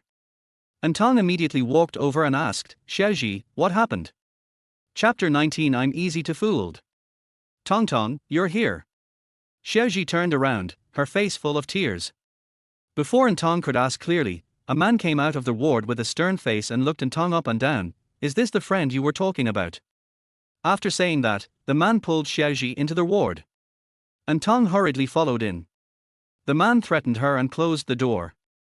After quickly closing the door, An Tong turned around, frowned, and asked coldly, "Who are you and what do you want to do?" "Stop talking nonsense. This little bitch owes me money and can't pay it back. It's overdue. Today, either I pay her or I take her away." The man looked at Yiyi and said excitedly, "Goods like you can be sold for a good price on the black market. Those rich old perverts like young things like you the most." The man's words were unbearable to hear, and his lustful eyes were disgusting. Although An Tong was a little scared, he still forced himself to scold him coldly, "It's just money, I'll pay you back." "Oh, you're quite arrogant." The man laughed contemptuously, "It seems like you've found the right friend. How much is it in total?"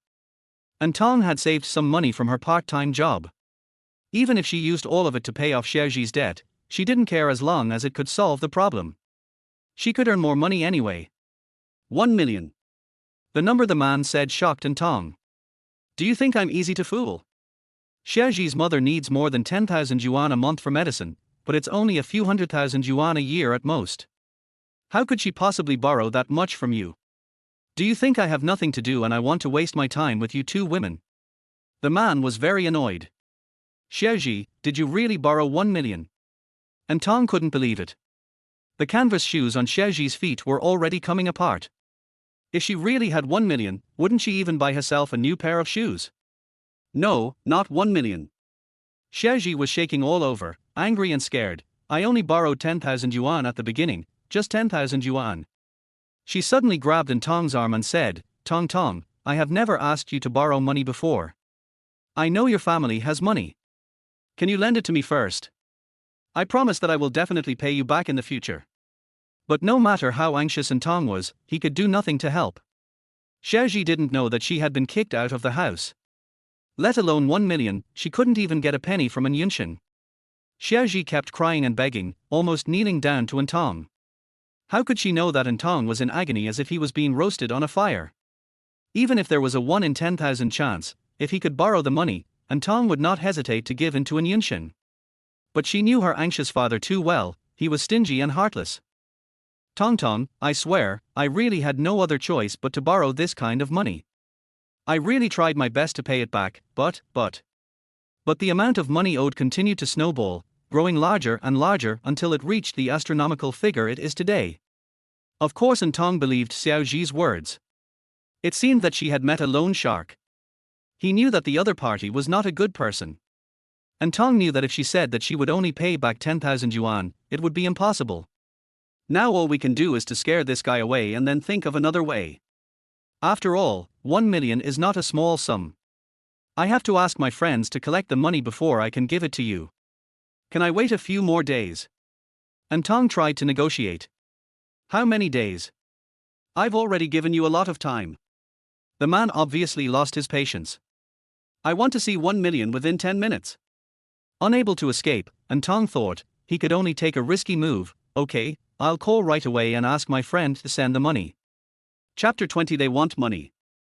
Hurry up, if you dare to play any tricks, I'll kill you. The man was confident that An Tong, a weak woman, would not dare to play any tricks. He crossed his arms proudly across his chest, waiting for An Tong to find someone to deliver the money. While the man was not paying attention, An Tong spotted the flower pot on the windowsill, picked it up and smashed it hard at the man. The man groaned, covering his wound, his eyes widened in disbelief. Run! An Tong was quick-witted and pulled the dazed Xiaoji out of the ward. My mother is still in the ward. They want money, they won't do anything to your mother. It's not worth it to take a life for nothing. An Tong knew that these people would not easily make a big deal out of it, their only purpose was to extort money. While running, An Tong took out his cell phone and saw the number 110 on the screen. Xiaoji suddenly panicked and screamed, "We can't call the police."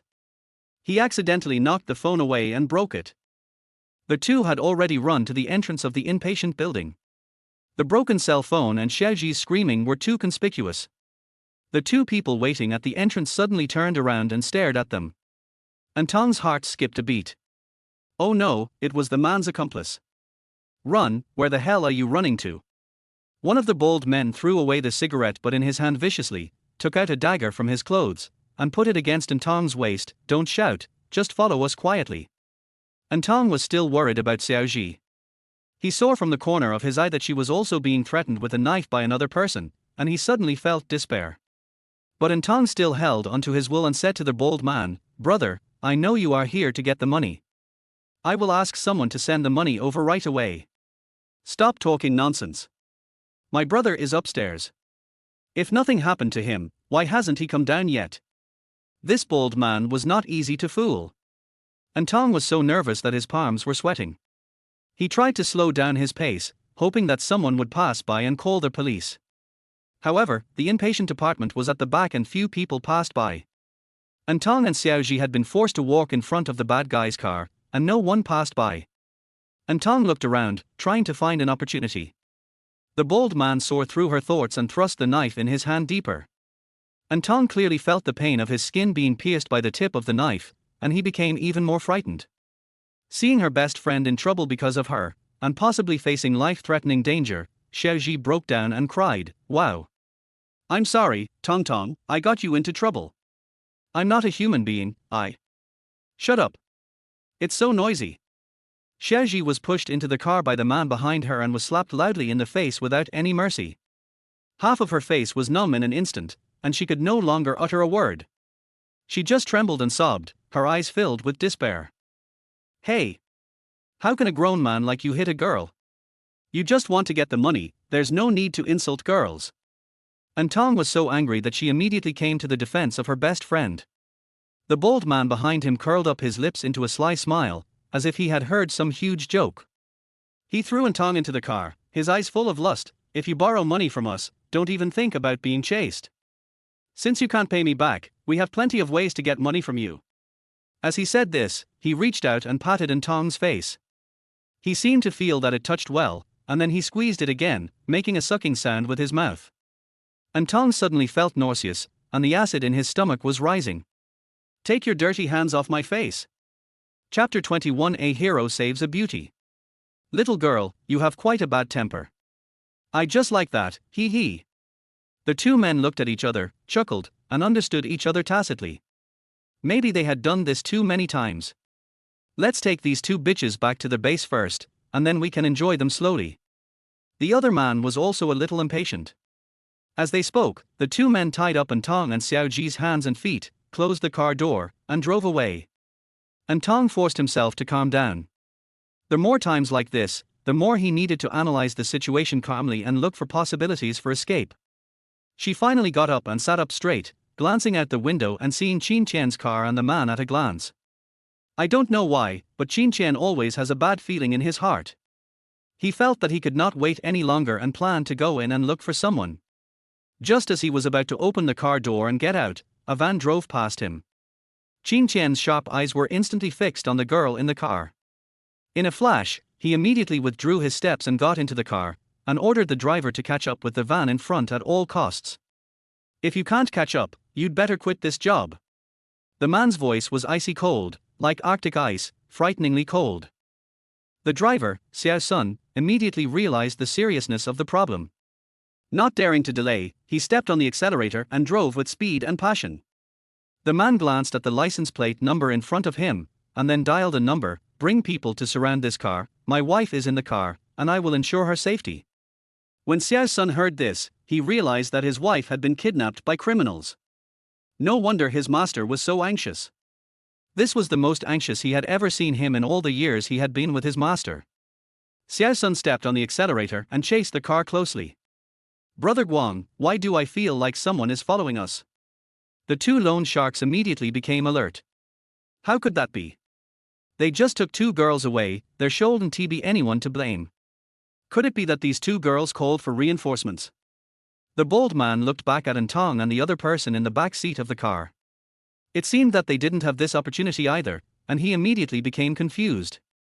Never mind, let us go quickly. He stepped on the accelerator and rushed out. Xiao Sun, who was behind, was about to catch up with the car, but for some reason the car in front suddenly accelerated. But no matter what, the van cannot compare with Lin Chen's Maybach. After a while, the bald man was stopped by a luxury car. With a sudden brake, the van hit the Maybach. With a loud bang, a hole was created in the Maybach. The two bald men were dumbfounded, their jaws almost dropped to the ground.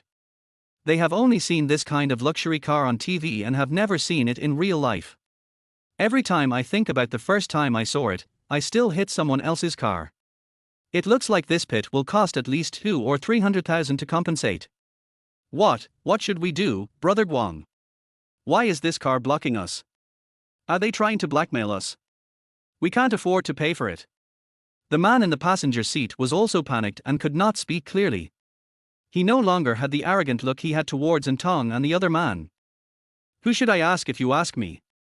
The bald man rolled his eyes at the man next to him, as if he was looking at a fool. Useless thing. When something goes wrong, he only asks questions here and there. His brain is for feeding pigs. Puff.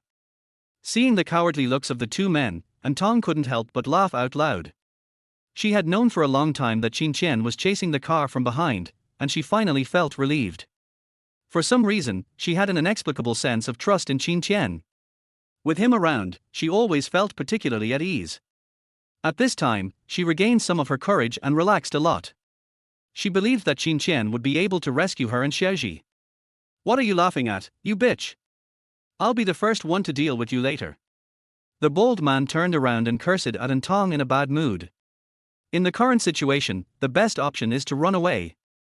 The two legally ignorant people turned the car around and tried to run away, thinking that everything would be fine if they ran away. Unexpectedly, before they could shift gears and start, the surrounding vehicles were gradually cleared away. When the two looked up, they saw that their van and the hit Maybach were the only ones left on the spacious road. What the hell is going on? Before they could even start to complain, they saw dozens of black cars lined up on both sides, surrounding them in the middle. Dozens of neatly dressed men in black got off the car and stood on both sides. One of the leaders came respectfully to the Maybach, opened the back door, bent down and said something, then waited on the side. First, one foot stepped out, and the shiny leather shoes showed the man's identity. Then Lin Chen got out of the car, walked straight towards An Tong's car.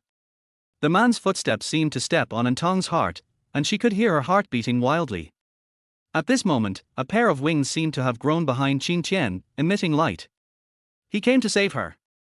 Lin Chen came to the van and knocked on the front window. The bald man rolled down the glass with trembling hands. The man's icy voice rang out, "Are you going to come down on your own, or should I ask you to come down?" The man glanced towards the back seat and saw An Tong looking dazed. He thought she was frightened. His handsome eyebrows knitted together and his demeanor dropped by 3 points. Any woman who dares to touch Lin Chen is simply fed up with life. How could he know that the reason An Tong had that expression was because she was completely impressed by the man's looks and aura? I am deeply trapped in it and cannot extricate myself. Seeing this scene, the bald man and his assistant dared not resist and got out of the car in shame. Immediately, men in black stepped forward, dragged the two men to a nearby place, and kicked them to their knees, waiting for the boss's decision. Lin Chen rejected the assistant who wanted to help, opened the car door himself, and leaned in. Tong, are you okay?" An Tong was brought back to his senses by the man's gentle words, and his nose suddenly felt sour. I don't know what happened. She wasn't actually hurt, but when she saw the man, she felt wronged and wanted to cry. She secretly cursed herself for being so useless. Lin Chen untied the ropes on her body immediately. An Tong wanted to get out of the car by herself, but the man picked her up and carried her out of the car. There are so many people here. An Tong's face turned red. This man is so domineering. She struggled out of the man's arms and stepped on the ground. Well, I'm fine. My friend is still in the car. Can you help her? Lin Chen immediately gave his men a look. After a while, Yiyi was also rescued. Her eyes widened, not knowing what was going on. Who was this man? Why was he so close to An Tong? Yiyi, this is my husband, Lin Chen. I know you have a lot of questions. I will tell you in detail about this matter later. An Tong also noticed her confusion and explained. Yiyi nodded and said nothing, feeling very guilty and ashamed. The man ignored her and asked the most trembling words in the most gentle tone, Tong, what do you do with those two people on the ground? It's up to you. Chapter 22. After the thrill. Tell me first, do you have any other injuries? Are you feeling uncomfortable anywhere? These two bastards didn't do anything to you. If you feel uncomfortable, you must tell me, don't force yourself, okay?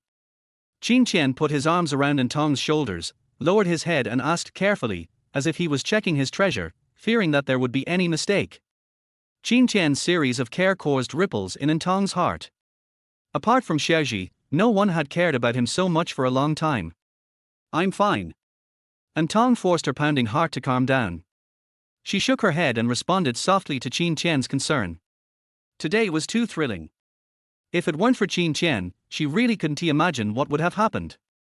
She glanced at the two people on the ground. The two bald men had lost their arrogant look and were now covered in dust. They probably didn't expect that they would become like this. Please forgive us. We won't dare to do it again. It was really our fault today. When the bald man heard what the man said, he reacted very quickly and spoke nicely to An Tong.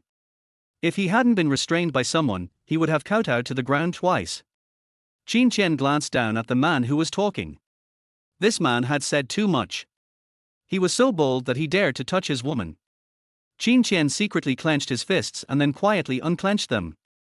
But just one glance made the bald man involuntarily shrink back, then shut his mouth, not daring to speak again. So what if he has only one eye, or wears an eye patch on one eye? His aura cannot be underestimated, and just one look is enough to make people feel as if they are walking on ice. I'll leave it to you to handle, but don't let anything happen. Just teach them a lesson. An Tong scratched his fingers, he really didn't want to let them go like this. Good. An Tong's hair might have been ruffled when he was held just now, and a few strands of hair poked out mischievously. He raised his hand and gently put her hair back in place, then told his assistant to take care of it. Deal with it and then send it to the police station. Lin Chen coldly told the fate of the two people on the ground with just a few words. How could the woman who dared to touch him escape easily? The assistant was of course well aware of what handling involved and took on the task respectfully. He felt someone pulling the corner of his clothes slightly down, and his expression changed very quickly. Now he looked at An Tong tenderly. Let's go, I don't want to stay here anymore. Her slender hand was still on the corner of Lin Chen's clothes, and before she could put it down, he held it in his hand. An Tong took a secret look, his ears turned red, and then he obediently let himself be pulled. Lin Chen was obviously pleased by her young wife's appearance, and the corners of his mouth curled up a little more. Do you want to go home with me or stay with your friends now? Lin Chen did not forget Yiyi beside him. Tong must have been scared today, and it's all my fault today. Tong, I'm sorry. It's all my fault today. Yiyi next to her spoke in a lower and lower voice, and she was gradually choking up. She lowered her eyes and did not dare to look at An Tong.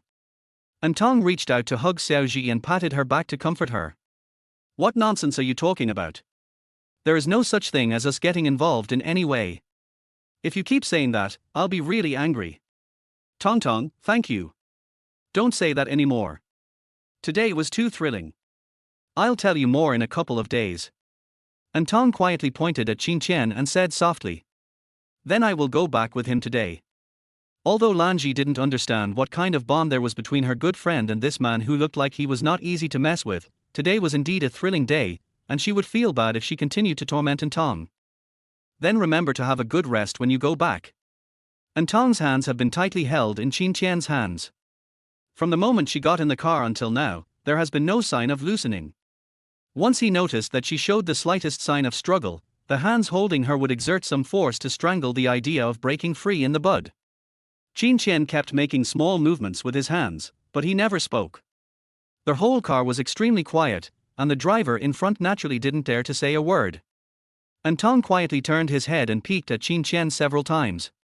Every time, he looked away quickly like a thief, but couldn't help looking at him the next second. "Does it look good?" The man's magnetic voice instantly made An Tong feel like her face was on fire.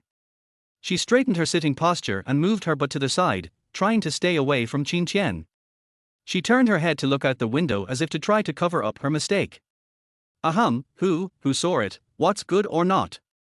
An Tong murmured softly, but the next second he was pulled into a warm embrace, and then he heard a long sigh from above his head. "Next time you encounter something like this, remember to tell me first. Don't rush forward alone. I will be worried. Do you understand? Do you know that you scared me today?" Lin Chen gently placed his head on top of An Tong's head, and his gentle words touched his heart. So this is what it feels like to be remembered by someone. The corners of An Tong's mouth slowly rose, and he approached Lin Chen cautiously. "Got it? Speak." Lin Chen spoke again and gently shook the person in his arms. "Yeah. Got it." At this moment, An Tong's heart was filled with pink bubbles, and she was immersed in the man's care. "Thank you, today is all thanks to you." An Tong straightened up slightly, looked up at him, and thanked him sincerely. "Mrs. Chen." She was stunned by Lin Chen's words, "Mrs. Chen." Her eyes became increasingly vague and she seemed to want to say something but stopped herself. Finally, she gave in and said nothing. She even looked away. But the ears that were incredibly red caught Lin Chen's eyes. "You don't need to thank me. I don't want to hear any words of thanks from you. You can do whatever you want. I will cover everything for you. Do you understand? My Mrs. Chen." Lin Chen gently turned the person's head around, his voice low but penetrating into people's hearts. An Tong looked into Lin Chen's deep eyes and did not answer for a while. "Arrive." The assistant in front got out of the car and opened the door respectfully. An Tong struggled slightly to break free from the man's arms, then got out of the car quickly. An Tong fanned his face with his hands, trying to cool down his hot face, and let out a sigh of relief. The groom he had found at the last minute was really great.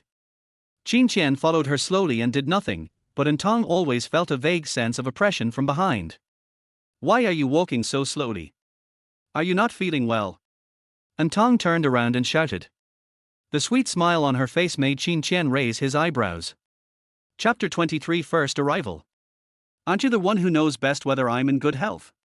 If you forget, I can help you recall it."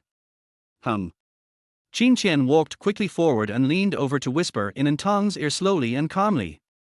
An Tong stood still instantly, with goosebumps all over his body. The heat that had just subsided suddenly rose again, even more intense than before. "Lin Chen."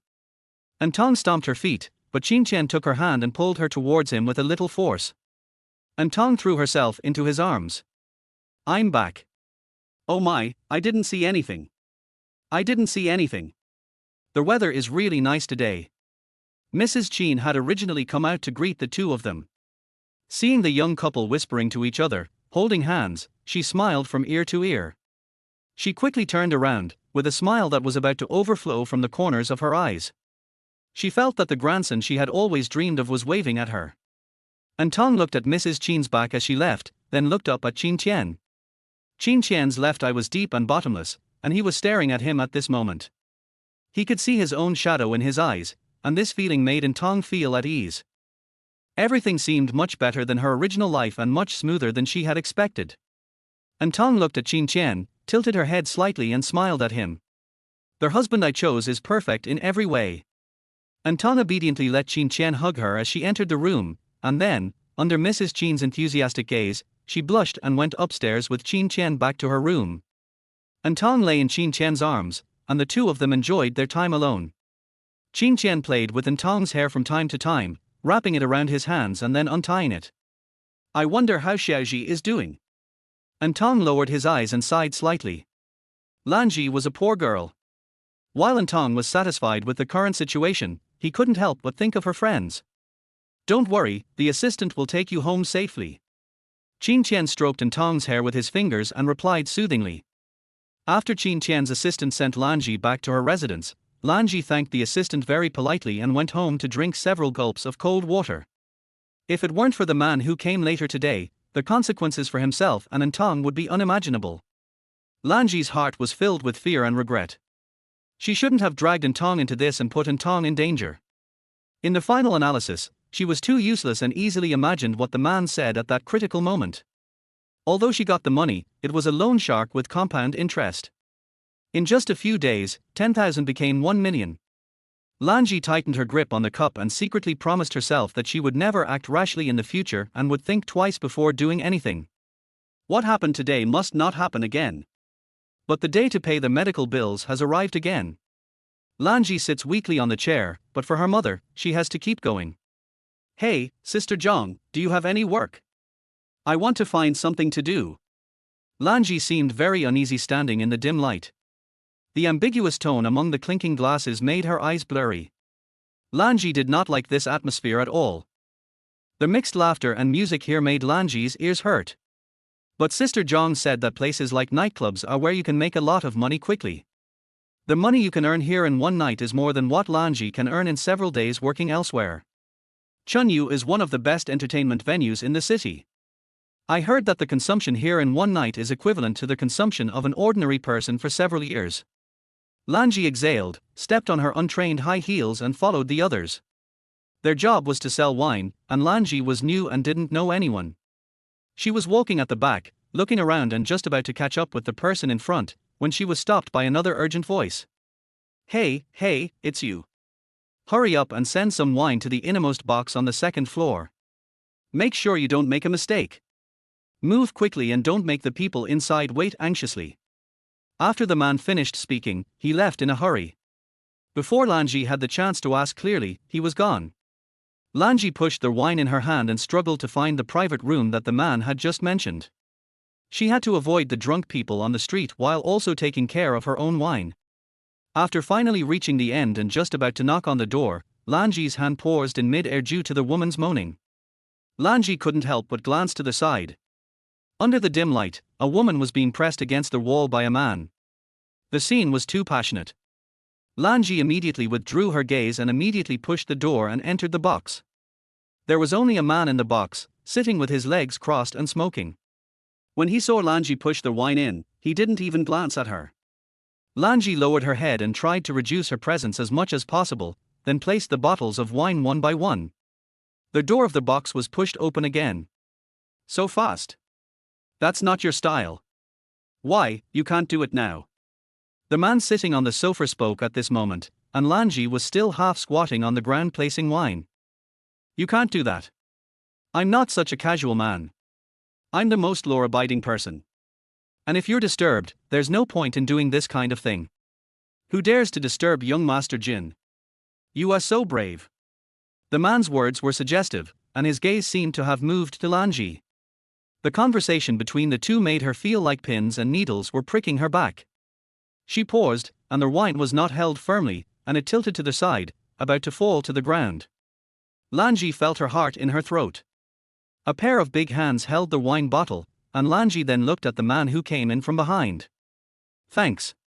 Lanji took just one look and quickly looked away, not daring to look again. "New here?" Lanji's answer was so small that it could be ignored. Jin Ji just picked up the bottle and opened it, then casually tilted his head back and took a big gulp of the wine. The pleasant male voice made Lanji look at Jin Ji again. This time, by chance, she saw the man drinking with his head tilted back, and his Adam's apple moved up and down with the man's movements. Lanji didn't dare to look any further after just one look. Her head was almost buried in the ground. If there was a hole, she would have buried her head in it. After the wine was served, Lanji didn't know what to do next, whether to stay here or go and deliver drinks to the next box. "Pass me 2 more bottles of wine."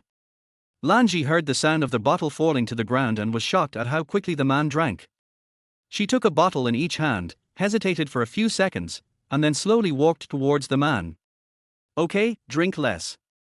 If you keep drinking like this, you'll be done for sooner or later," another man advised. Lanji placed the wine in front of Jin Ji tremblingly and was about to leave when she heard the man speak again. Chapter 24. Have you learned it? Why, are you planning to leave just like that? Jin Ji asked her nonchalantly, with his hands on the back of the sofa, his left leg crossed over his right leg and then lifted on the table. A pop sound made the other man laugh, but he had no intention of talking to her. Jin Ji continued to tease. Little sister, pick up the box and open it. I'm weak and can't take care of myself. You'd better feed it to me. Lanji saw that the man in front of her had a cigarette in his mouth but did not light it. He just looked at her vaguely. She couldn't help but feel annoyed. She was not annoyed at others, but at herself for being so useless. She clenched her fingers suddenly, then picked up the opener to open the wine, but Lanji had never opened wine before. After trying twice, the lid was still intact on the bottle. Stain. Jin Ji held the cigarette in his mouth, then stood up, picked up another opener, and quickly opened the bottle of Ling wine. How's it going? Did you learn it? I should have learned it. After all, I am someone who likes to peek at others, so I can definitely learn other people's skills, right? Jin Ji moved closer to Lanji as he spoke. The defensive city that Lanji had just built for herself was completely shattered by these few words. I didn't mean it. I'm sorry. Lanji was backing away as she spoke, but she was half squatting on the ground, and when she pushed back, her center of gravity was unstable and she fell to the ground. Her face was also burning. Lanji didn't dare to look at him again. She felt so embarrassed that she just wanted to find a hole to crawl into. But she didn't know that the person involved was right there when she turned her head to look out of curiosity, and she was exposed. What do you mean by others? What are you talking about? I don't understand. Another man asked. Jin Ji hummed, then said with a strange expression. As long as someone understands it, that's fine. The door was pushed open again, and this time a girl dressed very hotly came in. Her skirt slightly covered her thighs, tight and sexy, and her heels were high and thin. She didn't seem to care about the person sitting on the ground, and went straight to the man inside. Oh, Mr. Hua, I've kept you waiting for a long time. This is all my fault. I will drink 3 cups of wine as an apology to Mr. Hua and Mr. Jin. Come on, come on. The soft voice gave Lanji goosebumps all over her body. Why don't you get up? Is your guts made of glass? Lanji stood up slowly, still holding the screwdriver in her hand. She watched the new woman sit on the lap of another man, and the laughter of the two people gradually became louder. Have you seen enough? Jin Ji knocked on the table lightly, and the sound brought Lanji back to her senses. She didn't dare to look at Jin Ji, and stood there at a loss. You are so good at reading other people. How about it? Have you learned it? Jin Ji asked the question again. Lanji glanced at Jin Ji, gritted her teeth secretly, and continued to open the wine. Boss Hua, let's make a deal. After drinking this wine, you have to pay for the bag you promised me. Don't worry, Mr. Hua, I'm not such a stingy person. Come on. Keep drinking. Every word from the other side reached Lanji's ears. Jin Ji, are you sure you don't want anyone to accompany you today? Another man took the time to ask. Those people are boring. Jin Ji slowly picked up the wine that Lanji had just opened. This time, he did not drink directly from the bottle, but took out the cup next to him and filled it up. He moved slightly to the side and patted it with his hand. Come, have a drink with me. Lanji looked at the seat vacated by the man, but it was only the size of a palm and could not accommodate one person. Besides, she could not drink much and could not drink more than a few glasses. She stood still. Jin Ji frowned, looking at the ordinary, neatly dressed woman in front of him.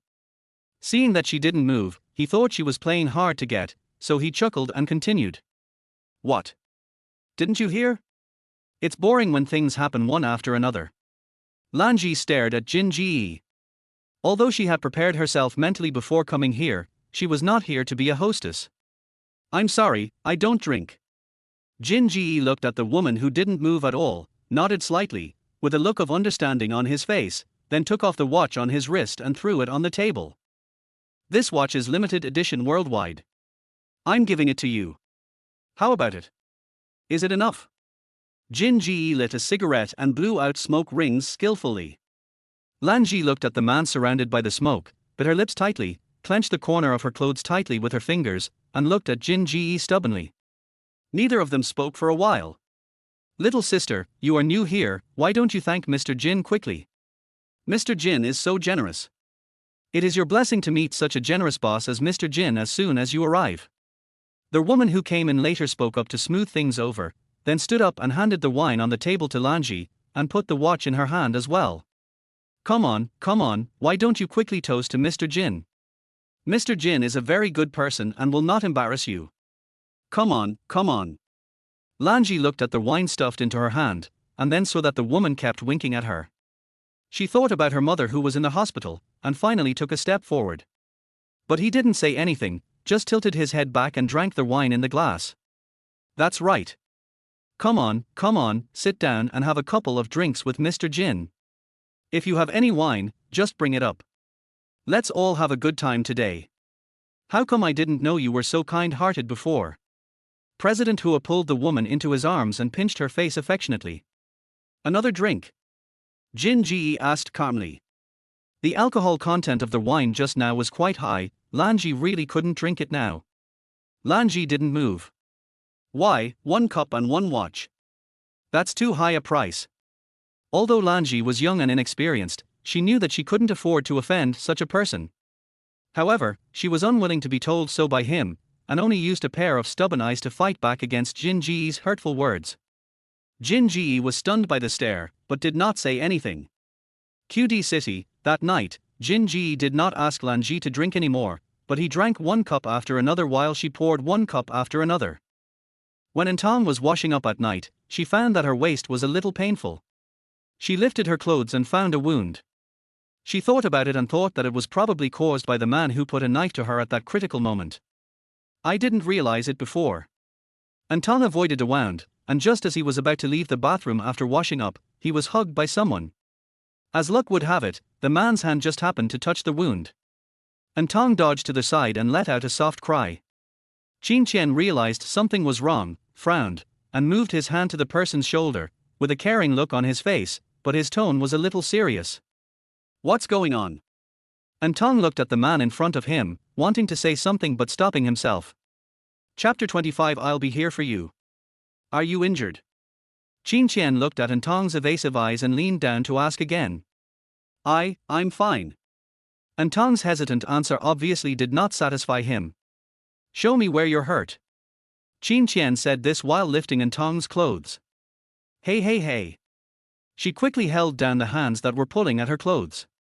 It's okay, it's really okay, I just scratched it accidentally, it's no big deal, it's okay, you see I didn't even notice it before.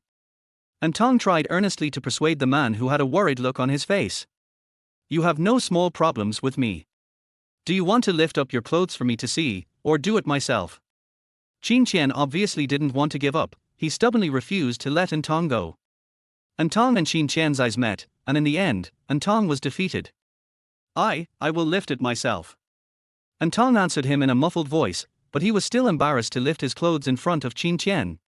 Although he had done more intimate things before, he was still a little shy to do such a thing with his own hands.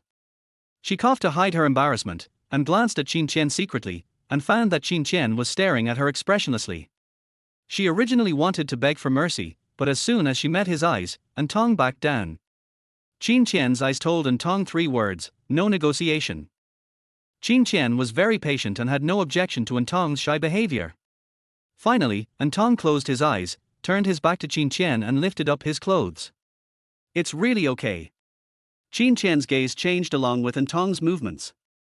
He saw that there was an obvious scar on An Tong's originally smooth waist. Although it was not big, it still made Qin Qian's face change. Does it hurt? Qin Qian carefully touched the skin next to the wound, not daring to use force. It really doesn't hurt. Really. I had much worse injuries when I was a kid. In the past, at home, and Yi just liked to make trouble, and it was common for the two of them to have conflicts. In addition, due to An Yinxing's long-term favoritism, An Yi was always cared for and loved, while An Tong could only lick his wounds alone like a little animal. Listening to An Tong talking endlessly about his so-called past, Qin Qian's eyes became more and more profound. He stretched out his hand and pulled the person into his arms with a little force. An Tong had just taken a shower, and there was only a faint fragrance in the air. Now Qin Qian felt that his nose was full of fragrance. From now on, I'll be here, and the things that happened before will never happen again. As long as I'm here, I won't let you suffer even a single minute. An Tong is often hugged suddenly by Lin Chen recently. But I really like this feeling. An Tong leaned into Lin Chen's arms affectionately and nodded obediently. Thank you. I already told you, you don't need to say thank you to me. Lin Chen tightened the strength of his hands a little and took a deep breath of the fragrance from An Tong's neck with satisfaction. I'll go get you some medicine. Just wait for me. Lin Chen lowered his head and spoke to An Tong tenderly. She reached out and held Lin Chen. It's okay. This wound will heal on its own after a while. It's really okay. Seeing that Lin Chen still had no intention of wavering in his ideas, An Tong used his ultimate move. Oh, I don't want to apply medicine. It's really not necessary for such a small wound. I just received your care and love for me, which is enough. Really, and I'm sleepy. I'm so tired today. Can we go and rest? This time, it was An Tong who put her arms around the man's waist, then gently placed her head on Lin Chen's back and began to act coquettishly. Lin Chen couldn't withstand An Tong's actions, so he had to give up the idea of looking for medicine and sighed. I can't do anything about you. Lin Chen picked her up and gently placed her on the bed. He stroked An Tong's delicate cheek with his hand, then gave her a light kiss on the forehead. Go to sleep, I'll go wash up first. An Tong pulled the quilt up to his nose, leaving only 2 pairs of eyes exposed, and nodded obediently. When Lin Chen came out, An Tong had already fallen asleep. He carefully lifted An Tong's clothes and once again confirmed that the wound on An Tong's waist was not serious before carefully holding him in his arms. A good night's sleep. Lanji went home and stared at the watch on the table in a daze. This was taken off the wrist by the man named Yiyi when they were drinking in the evening. Later, the woman stuffed the watch into her hand. Later, Lanji put the watch on the table again. She didn't want it. The watch was too unbearable, and the man's eyes were too disdainful and frivolous. But when she left today, the watch returned to her hand. The scene at that time reappeared in Lanji's mind. Yiyi had almost finished drinking, his eyes were a little blurry, and the man next to him had already taken his woman upstairs. Upstairs was a 5-star hotel specially provided for guests, and the business was always full. This is what Lanji just heard the 2 people next to her talking about. In this kind of occasion, when both men and women drink a lot and get drunk, their words are bound to have some sexual connotations. Lanji blushed when she heard this. When they left affectionately, they smiled ambiguously at me and Yiyi. It would be a lie if I said I was not panicking at that time. My hands were shaking as I poured the wine. Okay, go ahead. Yiyi fell onto the sofa and started to chase them away. What's your name? I'll ask your manager to give you your commission. Lanji moved her mouth slightly a few times, and finally answered softly. My name is Lanji. Yiyi paused as he rubbed his temple. Lanji, whoever named it, it's not bad. My parents got it. This time Lanji answered quickly. Real name. Yiyi seemed to be more interested and asked a few more questions. Lanji nodded and said nothing more. Okay, I get it, you can go now. Yiyi waved his hand and drove the people away again. Just as Lanji was about to open the door, someone called her again. Wait, take this watch away. I can't have it, it's yours. Lanji waved her hand, she didn't want the watch. Although a glass of wine is a little expensive, little sister, I can afford it. I never take back what I give away. If I say I give it to you, then it is a gift to you. Little girl, you must learn to be obedient. Yiyi stuffed the watch into Lanji's hand, then opened the door and went out first. Lanji looked at the watch in her hand as if she was holding a bomb. Lanji carefully put the watch into the cabinet beside her bed. Tonight she had witnessed the entertainment and recreation of rich people. She only knew that there were differences between people, but she didn't expect the differences would be so great. Chapter 26. What's in it for me? Before going to bed, Lanji looked at the balance in her mobile phone in silence. This was a considerable income for her, but this income dealt a serious blow to her self-esteem. It's really annoying. Lanji lay down on the soft big bed tiredly, forcing herself not to think about those trivial things. As night falls, the lights rising from the ground add a touch of tenderness to the sky. It was already dawn when An Tong rubbed his eyes and woke up from Lin Chen's arms. Good morning, Mrs. Chen. Qin Chen put down the book in his hand and touched her hair, which was now rustled. He moved his body downwards, getting closer to her. The person who was originally leaning against the head of the bed now moved closer to her, and the corners of Qin Chen's lips curled up slightly. He tapped An Tong's forehead very gently. She was still confused at the moment and her brain hadn't started up yet. A warm breath lingered around, and the kiss was like a switch, sending a tingling sensation all over my body. Good morning, Mr. Qin. Qin Chen held the person tightly in his arms. What should I do? I don't want to get up, so I just want to stay in bed with you. Qin Chen sighed with satisfaction. An Tong pushed the man next to her, and her voice came through the quilt in a muffled voice, as if she was acting coquettishly. Get up. By the time the two of them reluctantly got up from the bed and went downstairs, Mrs. Qin and several other people in the family had already finished their breakfast and were either going to work or playing. Mrs. Qin was sitting on the sofa, flipping through a magazine over and over again, and the more she looked at it, the more she disliked it. When he heard the sound coming from the stairs, his eyes suddenly lit up. Tong, wake up now. What do you want to eat? If there is anything you want to eat, let your aunt make it for you. Mrs. Qin seemed not to notice her son next to An Tong, and was only concerned with asking An Tong. I don't know what you like to eat. You are too thin. You need to eat more at every meal. Me, I can eat anything, Mom. An Tong was already shy because he got up too late, and now Mrs. Qin's series of concerns made An Tong feel even more embarrassed. Mom, do you still have me in your eyes? I haven't eaten yet. Qin Chen stood beside An Tong and quietly reached out and hooked her little finger. She felt the power coming from her fingertips and glared at the person next to her angrily. In front of other people, An Tong was very embarrassed. You are not as important as Tong. As Mrs. Qin said this, she went into the kitchen to ask her aunt to arrange breakfast for the two of them, without noticing the couple's private actions at all. Let go. An Tong's tone carried a hint of shyness that she herself was unaware of. She struggled a little harder, but was not able to break free as she had wished. She looked at the childish man in front of her helplessly. What good will it do me to listen to you? Qin Chen looked at his wife, who was about to explode with a smile in his eyes, but his hands were clenched even tighter. Seeing that the man had no intention of changing and was even getting worse, An Tong glared at him. But what she didn't know was that her eyes had no intimidating effect in Qin Chen's eyes. Not only does it not pose a threatening effect, it also has a cute and coquettish element. But An Tong still didn't quite understand what he said. He was very confused and didn't understand why, so he looked up and asked. What good do you want? As if she was afraid that others might hear her, she spoke very softly. The childish side of the man's heart was aroused by An Tong. The man hummed, frowned as if thinking, and then pointed to his cheek with his other hand. But such actions still could not make the silly An Tong understand. An Tong had to take care of Mrs. Qin in the kitchen, worry about someone coming out from somewhere and seeing him and Qin Chen like this, and he also had to distract himself to deal with Qin Chen, who was as difficult as a child. Why didn't I know before that Qin Chen liked to pester people so much? So Princess An Tong was multitasking and didn't even think about what Qin Chen wanted her to do.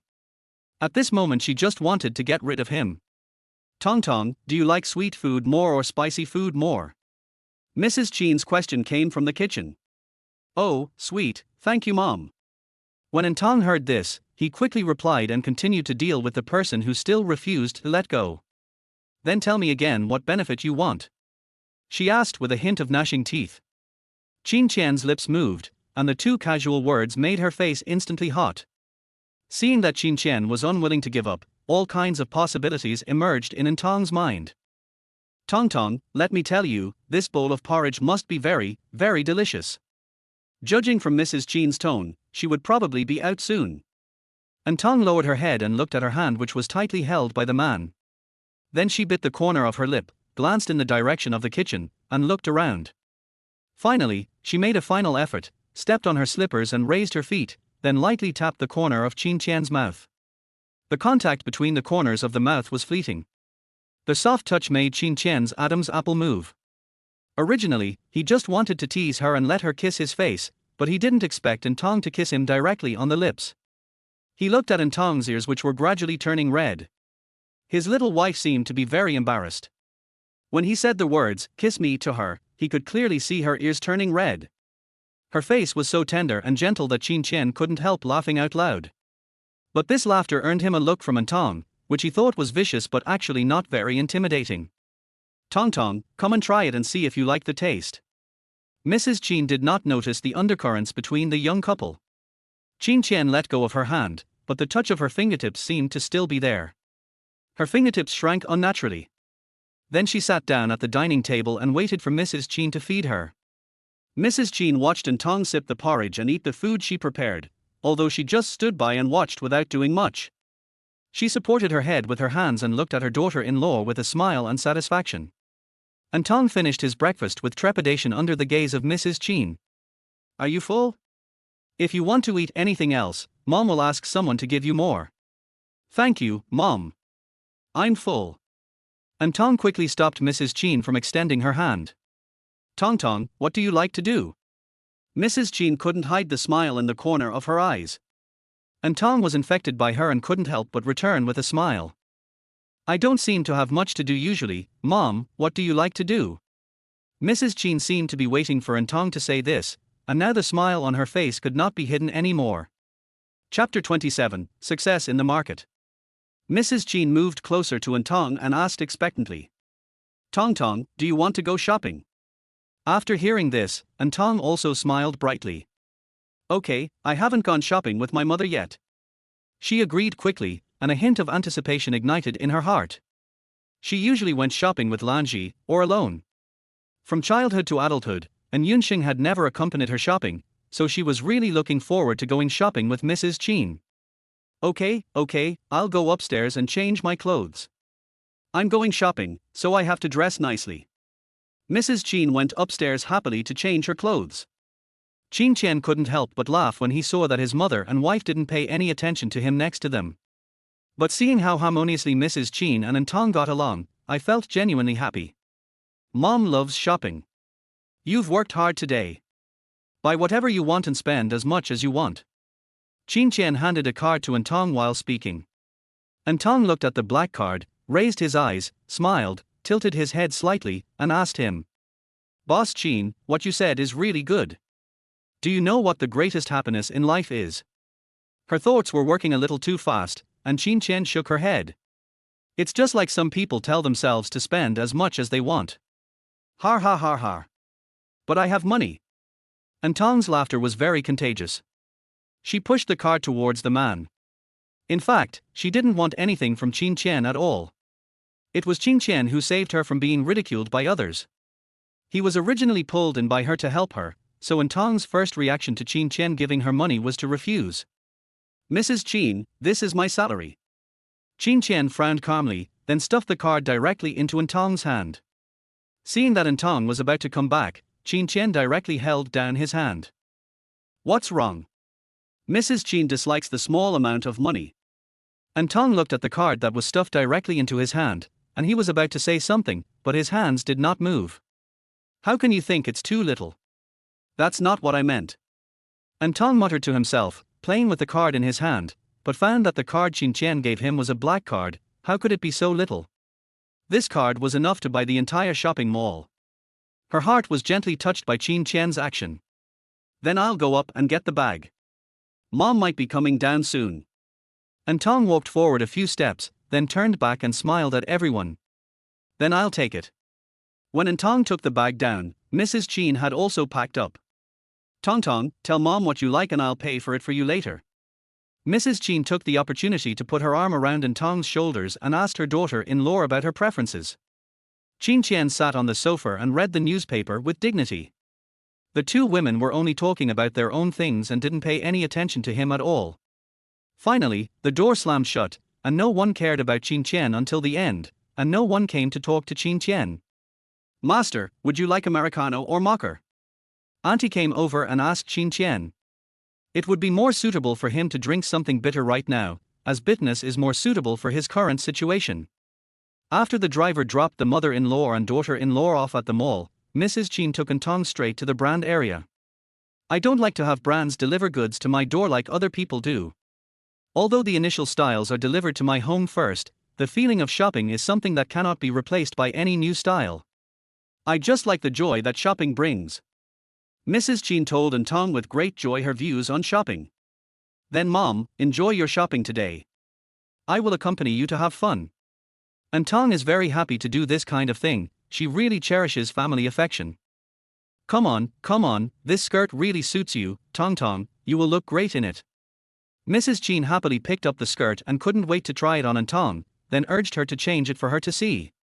Mom, you've already sold me several skirts. That's enough. Although Mrs. Chen and An Tong were shopping alone, Mrs. Chen seemed addicted to buying clothes for her. She kept asking An Tong to try them on, then she would swipe her card to pay after taking a look and leave her address for the clerk to deliver the goods. Madam, you have a good taste. Your daughter will definitely look good in this dress.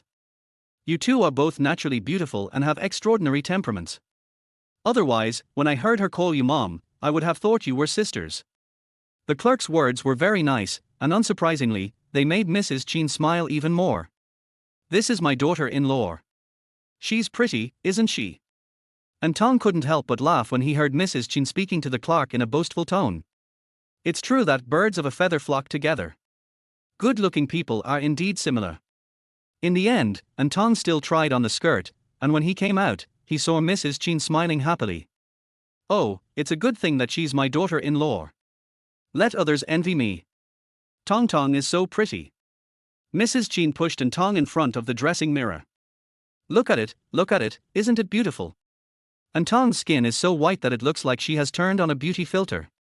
The red dress she wears makes her look extraordinary, with bright eyes, white teeth and a sweet smile. The two people had achieved great results. When Mrs. Chen and An Tong were sitting in the restaurant drinking afternoon tea, they felt that their legs were no longer their own legs. I used to have trouble finding someone to go shopping with me, but now I have Tong. I'll have a companion when I go out. I always felt it was a little bit lacking when I went shopping alone before. Mrs. Chen took a sip of the coffee. In the future, if Mom wants to go shopping, I can just accompany her. If you want, I can accompany her shopping every day. An Tong's words were from the heart and he didn't say them specifically to deceive Madam Chen. You young people have a lot of things to do, how can you accompany an old man like me every day? I am very happy that you can accompany me today. Mrs. Chen is not a greedy person, and she knows that young people have their own things to do. I don't have anything to do. As long as Mom wants, I can come out with her anytime. An Tong was reminded by Mrs. Chen's words. It seemed that she really had nothing to do. She had been fighting wits and courage with Yiyi and her daughter since she graduated from university. Most of the jobs she found during that time did not last long. She could not find any sense of value in her work, so she was not in a hurry to work later. In addition, the Lin family also said that they did not need her to work hard to earn money. Come to think of it, I really don't have any proper job right now. Tong, what major did you study in college? I have studied painting for many years. An Tong temporarily drove away the mess in his mind and concentrated on replying to Mrs. Chen's words. Chapter 28 Afternoon Tea in the Mall. An Tong has been learning painting for many years, and painting is one of the few things she has persisted in until now. Although she has no worries about food and clothing, she seems to be stumped by Mrs. Chen's words. Yes, it seems that I have nothing to do every day. Xiaoji has done a lot of things, but after being with Xiaoji for so many years, I have not found anything that I am interested in and capable of doing. Really? I didn't expect that there would be an artist in our family.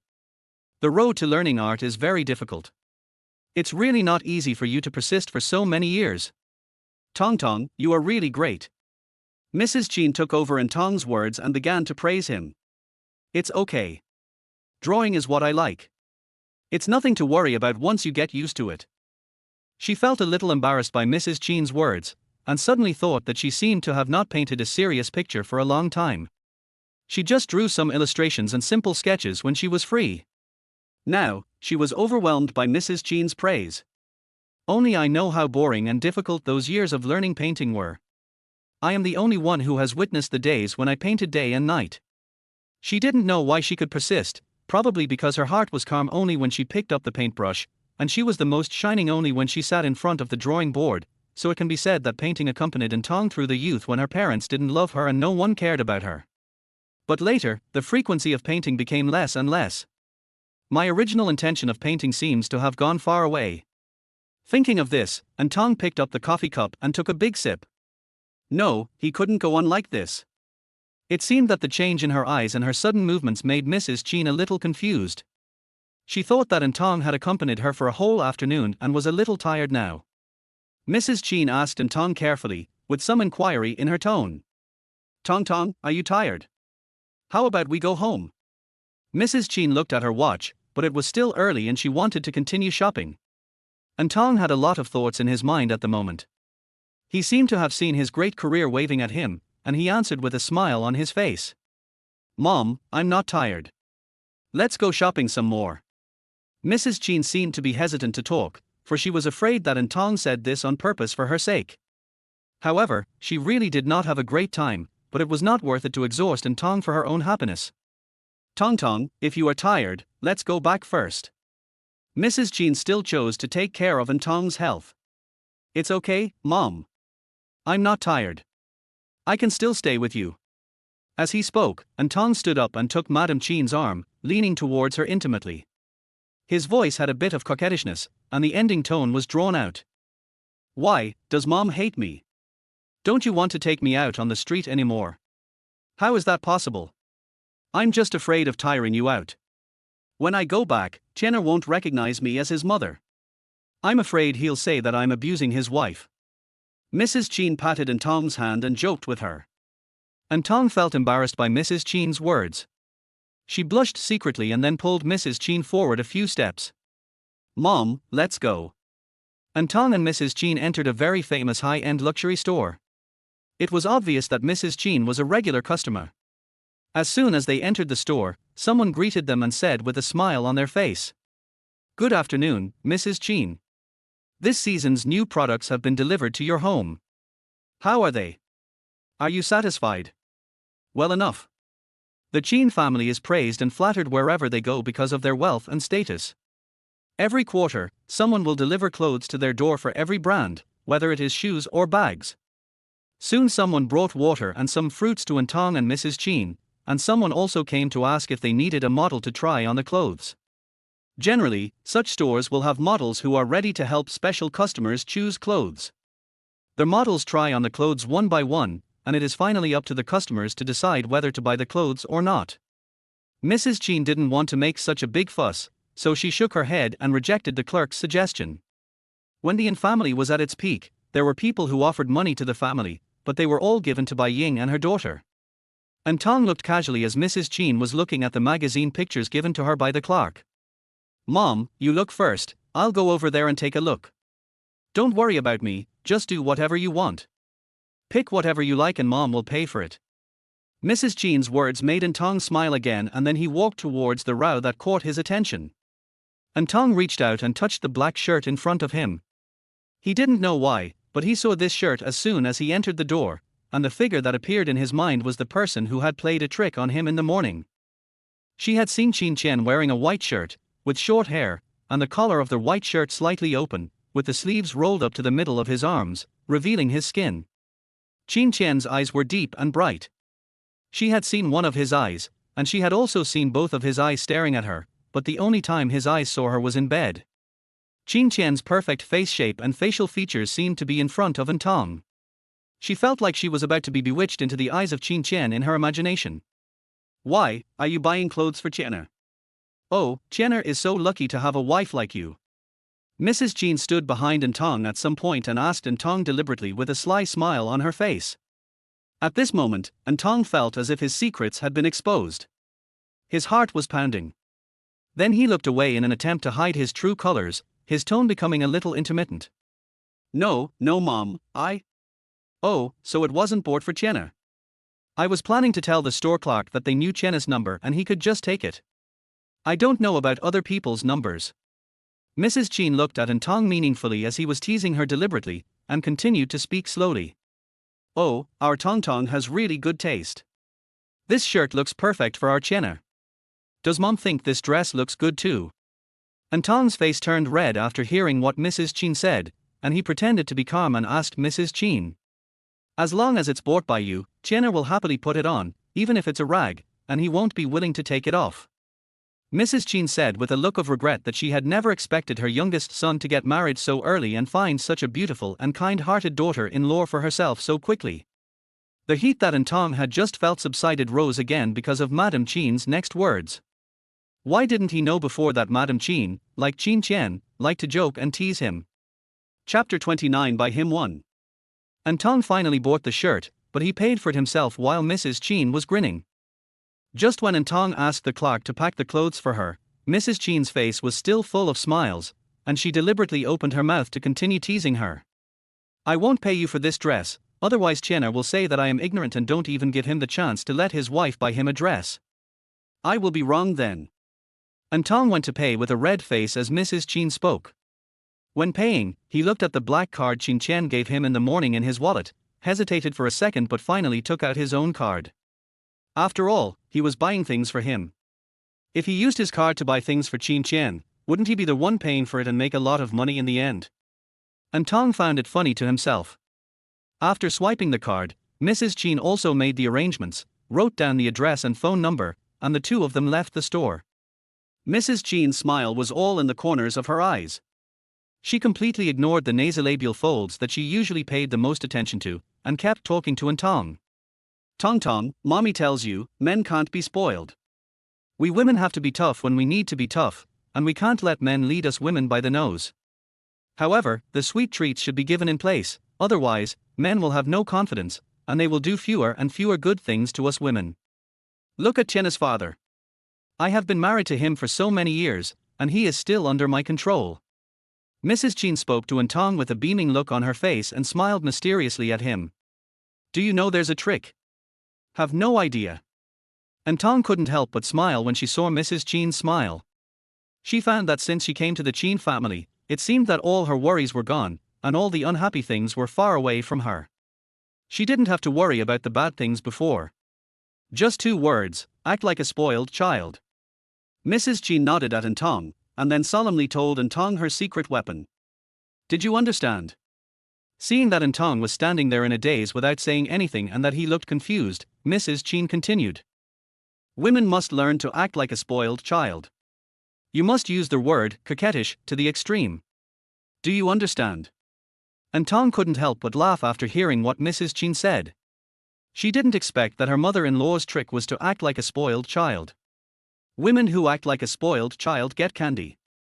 If you learn how to act like a spoiled child, you're halfway to success. Mrs. Chin and An Tong returned home talking and laughing. The aunt at home had already prepared the meal, but Chin's father had not come back yet. Chin Chen was also in the study upstairs. I heard that he had already eaten, so this meal was for Mrs. Chin and An Tong alone. Most of the things the two of them bought today have been delivered to their home. Mrs. Chin quickly put down her dishes and chopsticks and ran straight to the living room. Tong, take your time eating. I'll go put the food in order and have someone bring it up to you later. An Tong smiled and ate the rice in his bowl quietly. Mrs. Chin was flipping through the results of today's battle with great interest. Looking at An Tong, who had finished his meal and came to accompany her, she pulled her shawl and spoke, making An Tong blush again. Tong, go upstairs after you finish your meal. Chenna probably won't come downstairs. Go upstairs and check on Chenna. I borrowed his wife for almost a day. If you don't go to see him, he will probably scold me behind my back. I probably won't lend him his wife next time. In order for us to go out together next time, you shouldn't stay here with me now. Mother. An Tong lowered his head, not knowing what to say to ease the blushing brought on by Mrs. Chin's teasing of him. But An Tong really wanted to see Chin Chen, and she also had something to discuss with Chin Chen. Then Mom, I'll go upstairs first. Call me if you have anything else. Okay, you go up first. Mrs. Chin went back to arranging the pile of boxes on the ground. An Tong went to knock on the door of the study and found that no one answered. She didn't know the specific situation of the Chin family, nor was she particularly sure whether this room was used by the Chin family or by Chin Chen alone. An Tong stood at the door and hesitated for a few seconds, but in the end he did not go in and went back to his room. When he pushed the door open, he found Chin Chen sitting on the sofa reading a book with his legs crossed. His dignified look made An Tong unable to bear to disturb him. The book was snapped shut and placed on the table in front of the sofa. What's wrong? Have I bewitched Mrs. Jean? Mrs. Jean can't even walk. Or is Mrs. Jean tired today and doesn't want to walk, and wants me to hold her, but can't ask? After Lin Chen finished speaking, he stood up and walked to An Tong, who had not moved at all. If she didn't want to come over, then he would go over there. How did you know I came in? I just went to the study to look for you, but no one responded. I thought you were busy, so I didn't knock again. I didn't expect you to be in the room. An Tong raised her eyes and looked at Lin Chen. His eye mask was taken off today. An Tong looked at the perfect face in front of her and could see her own reflection in his eyes. She liked this feeling very much. Dudu murmured and began to speak. Have you eaten today? An Tong looked at himself in the man's eyes and couldn't help but reach out and touch his right eye. I'm done with my work. You can just walk in through the door next time. I won't hide anything from you. Without you here, the food won't taste good at all. Feeling An Tong's actions, the man's lips raised slightly. Lin Chen answered An Tong's questions one by one without any impatience. Why, are you being a hooligan? Lin Chen put his arm around An Tong's waist. Her waist was so thin that he felt he could break it with just one hand. I'm not afraid that you guys want to discuss something. I'm afraid it would be bad if I entered in rashly. I'm not being a hooligan. An Tong continued to explain why she did not enter. She felt that there were some things that Lin Chen had to know. She had no intention of joining the Chen family or anything. I only use this study room. Normally no one else will enter. You are my wife, and there is nothing you cannot do in here. An Tong was confused by Lin Chen's words. She looked at Lin Chen. She didn't know how much of what Lin Chen said was true, but his sincere look really made An Tong fall into it. An Tong had previously thought that he and Lin Chen were just acting temporarily, but a series of events that happened afterwards seemed to be developing in a direction he had not expected. The life in the Chen family seemed to be much better than she had imagined. This happiness was more like a flower in the water or the moon in the mirror. It was so beautiful that An Tong felt a little nervous. She bit her lip and looked at Lin Chen. Chapter 30. Thank you so much. Lin Chen, I have something to tell you. There was a hint of seriousness in An Tong's tone.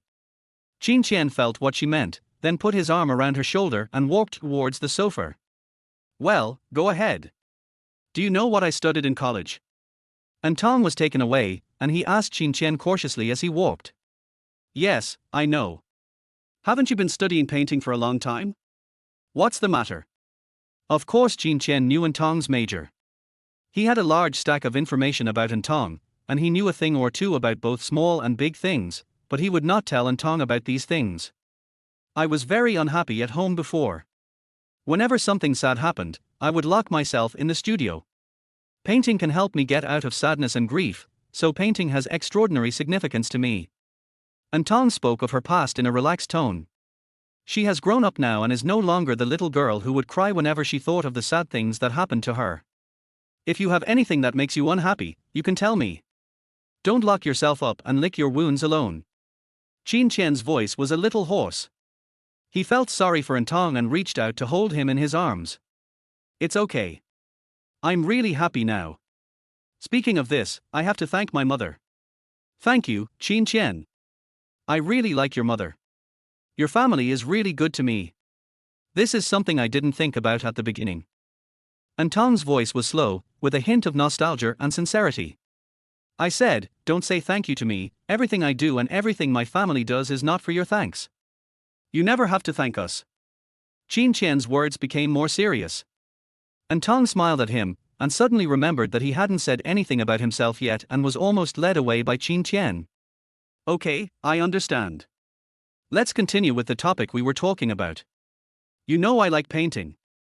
Lin Chen didn't continue talking at this moment. He just listened to An Tong quietly and continued to wait for her next words. As he expected, An Tong's soft voice sounded again, and Lin Chen's eyebrows raised a little. I've worked outside before, and I've changed jobs one after another. But every time I was busy for 3 days and rested for 2 days. But I didn't do it on purpose. I just didn't find any sense of value in those jobs, so I did that. And my previous jobs were all dispensable, so my role can be said to be very, very small. An Tong seemed to have said too much, and her brain was unable to process all at once. She was also tired from talking so much. She took a short break and turned to glance at Lin Chen. She found that he was smiling at her. From his eyes, she saw that Lin Chen wanted her to continue talking. But I still want to give it a try recently. I want to go out and find a job. I feel that my destined job is coming and I can't give up on myself. If I stay at home and become a parasite, what if you despise me in the future? Then I will become a daylily in the field, pitiful and miserable. An Tong's little mouth kept talking incoherently. Lin Chen didn't understand what she was going to say just now. Lin Chen automatically went over An Tong's words in his mind, and after hearing her next words, he understood what An Tong meant. It's okay if you want to be a parasite for the rest of your life. Lin Chen pinched her nose and joked with a smile. I don't want it. I've already said that my destined career is coming. An Tong hid aside and pouting. Lin Chen couldn't help laughing at her raised lips. Yes, I understand. I'm talking to you about serious matters, don't be so frivolous. An Tong sat a little straighter, seemingly not very satisfied with Lin Chen's performance. Tong, first of all, I'm very happy that you can say these to me. I'm very happy. You can do whatever you want. As long as you want it, I support you with both hands. As long as you are happy, that is the greatest value. If you want to work, then go ahead. If you don't want to work, it doesn't matter if you just stay at home and sleep all day. I, Lin Chen, can still afford to support a wife. An Tong listened to his words carefully. It would be a lie to say she was touched. She thought Lin Chen would not let her go out. Although she would still try if he disagreed, she still felt sweet in her heart when she really heard what he said to her. Why are you so nice to me? Tears welled up in An Tong's eyes at Lin Chen's words.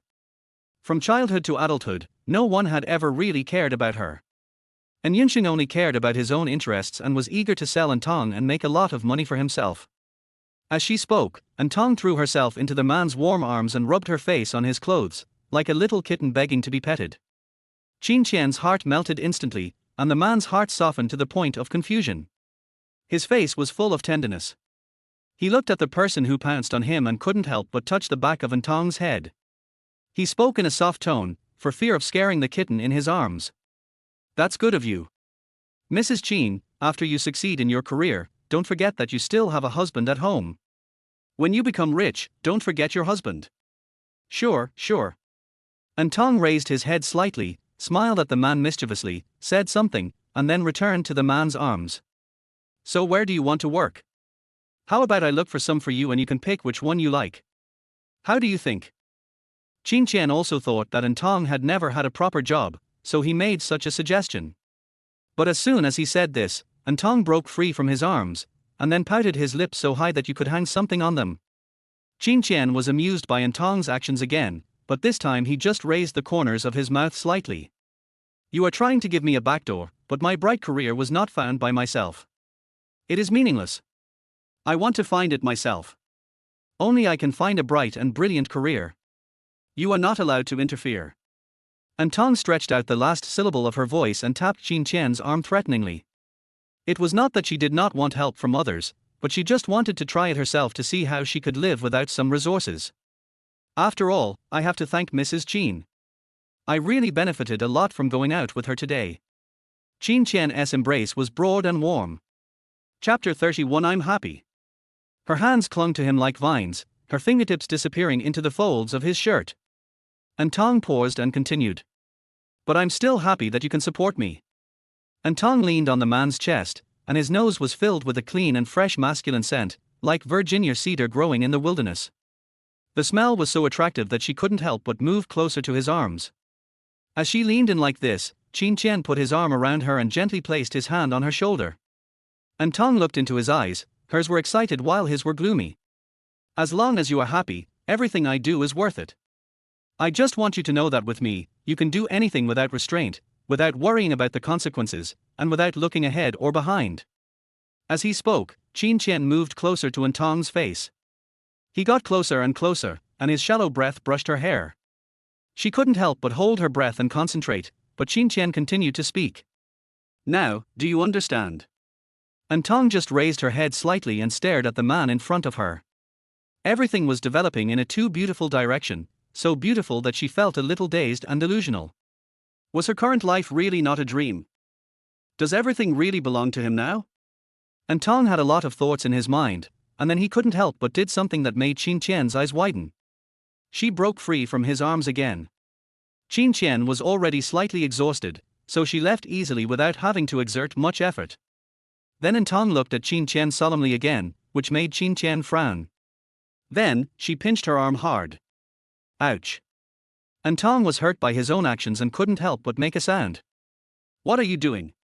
Qin Qian found that he really couldn't catch up with her thoughts, her mind was working too fast. He quickly pulled An Tong's arm to check. Her skin was too white and precious. The slightest touch would leave red marks.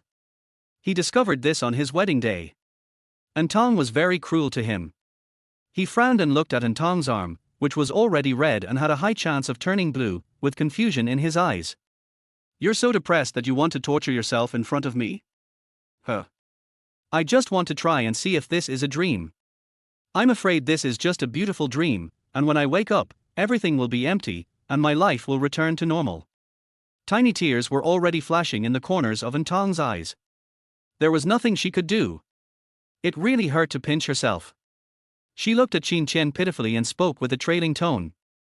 Seeing her like this, Qin Qian could not say anything harsh and could only continue to coax this delicate little princess. Why are you so silly? How could this be a dream? You are not Truman. Look at your own arm. Is it red? Next time you want to verify something, pinch me. I have thick skin and flesh. I won't get red marks if I'm touched lightly. Moreover, he said the last two sentences in a teasing tone, intending to tease An Tong. However, it seemed that the delicate little princess in front of him could not understand the meaning of his words. She really didn't notice it at the moment, and when she heard him say that she was stupid, she wanted to defend herself. Who is stupid? I am not stupid. What if I wake up and find that this is all the Truman Show? An Tong seemed to be interested in this topic, and there was some excitement in her eyes, but Qin Qian looked at her and laughed out loud. The laughter was very prominent in the room. This time, An Tong interpreted another meaning from Qin Qian's laughter. Mockery, sarcasm, and even more so, ridicule at oneself. An Tong looked at Qin Qian deeply, his eyes narrowed slightly, and his words even had a threatening tone. What are you laughing at? What's wrong? Are you laughing at me? Are you laughing at me? As he spoke, he moved his hands, as if his words did not satisfy her, then An Tong would resort to violence to solve the problem. Qin Qian clenched his fist, put it to his mouth and coughed slightly to hide his overflowing smile. No, how could I laugh at you? I just suddenly thought of something funny, and I didn't mean to laugh at you. An Tong snorted softly, his eyes showing undisguised disdain for Qin Qian. I'm telling you, you won't have a wife if you do this. No, you don't have a wife now. I'm officially informing you that your wife is no longer your wife. When Qin Qian heard An Tong easily say the word wife, the tenderness in his eyes unconsciously increased a bit. Seeing An Tong showing his colorful side in front of him, Qin Qian's eyes were already full of smiles. Then please give me some advice, Miss An. What can I do to get Qin's wife back? Qin Qian would never say such words before. If other people in the Qin family heard his tone and the way he spoke, they would probably be shocked. But when facing An Tong, Qin Qian could easily say such words to coax his lover. Is that so? Then what good will that do me? Seeing that Qin Qian was actually acting with her, An Tong nodded as if she was thinking. Suddenly, she remembered the kindness someone had done in the morning, and now she followed suit and pushed the words to Qin Qian. She even looked at Qin Qian innocently on purpose, and pricked up her ears to listen attentively to his answer. Qin Qian watched An Tong transform from a kitten into a little fox, and couldn't help but smile a little more, but his face was still serious. He just stared at her without saying anything. An Tong felt a little embarrassed by his gaze. He looked away awkwardly, then stammered that he could give in. How about this, I won't accept any benefits, and teacher and will just be a good person for free. An Tong's words were interrupted halfway, and before he could finish his words, Qin Qian's warm lips pushed them back into his stomach. It was not the dragonfly touch of the water in the morning, but the passionate collision of lips. His tongue made An Tong defeated again, and she lost her position. At first, An Tong was indeed frightened by this sudden kiss, but slowly she was pulled deeply into it, unable to get out and could only obey. She wrapped her arms around the man's neck and slowly closed her eyes. At this moment, there was no need to say anything. Finally, An Tong was out of breath and gently pushed the man, wanting Lin Chen to let her go. The whimpering sound sounded like poison to him. But the struggle in his arms became more and more intense, so Lin Chen had to let go. Chapter 32 Shy Look. How could I let you suffer a loss? An Tong was finally released. He now lay in his arms, breathing in the air deeply, and then stared at Lin Chen with his watery eyes. This kind of benefit was worse than being free for him. Don't look at me like that. Lin Chen reached out and touched An Tong's cheek, then said something that made An Tong's face instantly hot. I can't help it. Lin Chen spoke slowly and deliberately into An Tong's ear, and the wet and hot feeling made An Tong feel numb all over. How is it? Can my wife come back? What do you mean? This is not the benefit I want. An Tong is still in Lin Chen's arms at this moment. Although he said tough words, his arms are really comfortable and make people reluctant to leave. He has already softened his heart. I can't come back, so why don't I try again? As he spoke, Lin Chen leaned down and got close to An Tong's face. An Tong's face changed instantly, and suddenly became terrified.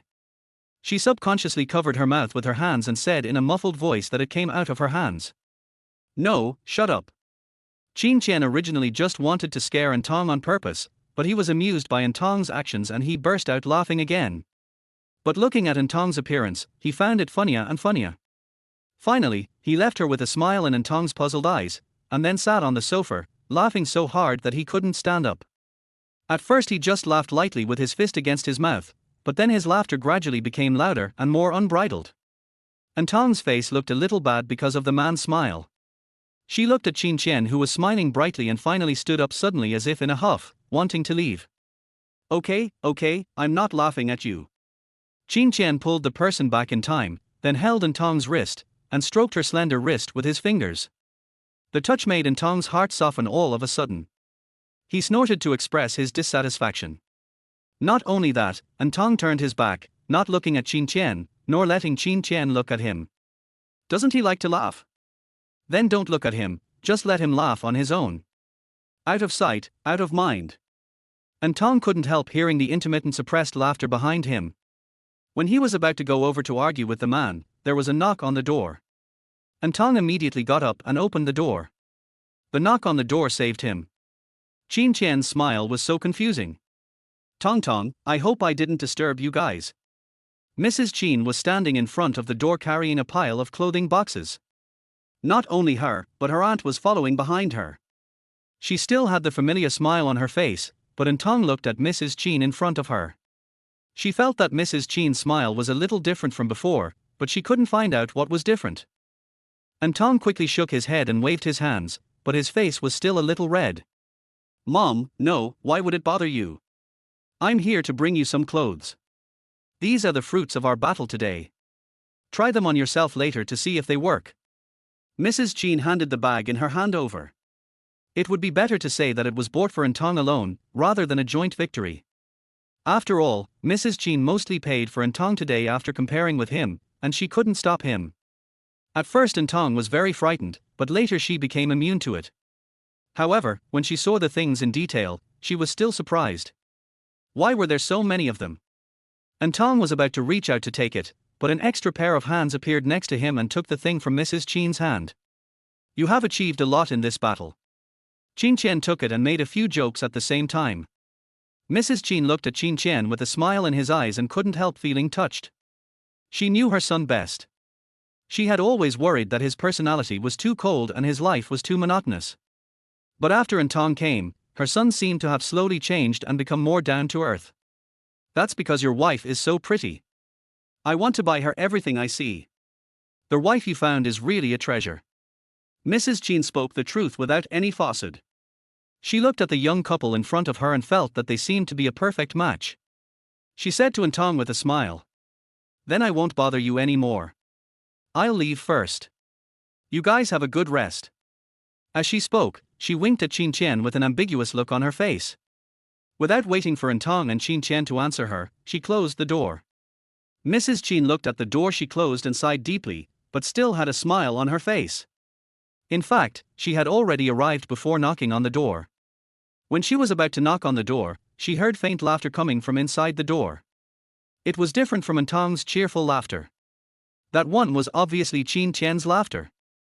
She looked at the door in shock, then slowly put her raised hand down, and unconsciously moved her head towards the door, putting her ear against it, trying to listen more carefully. The aunt who followed Madame Qin had received professional training and would not make any comments on her master's actions. Although she was indeed frightened by Madame Qin's actions just now, she quickly suppressed the surprise in her eyes.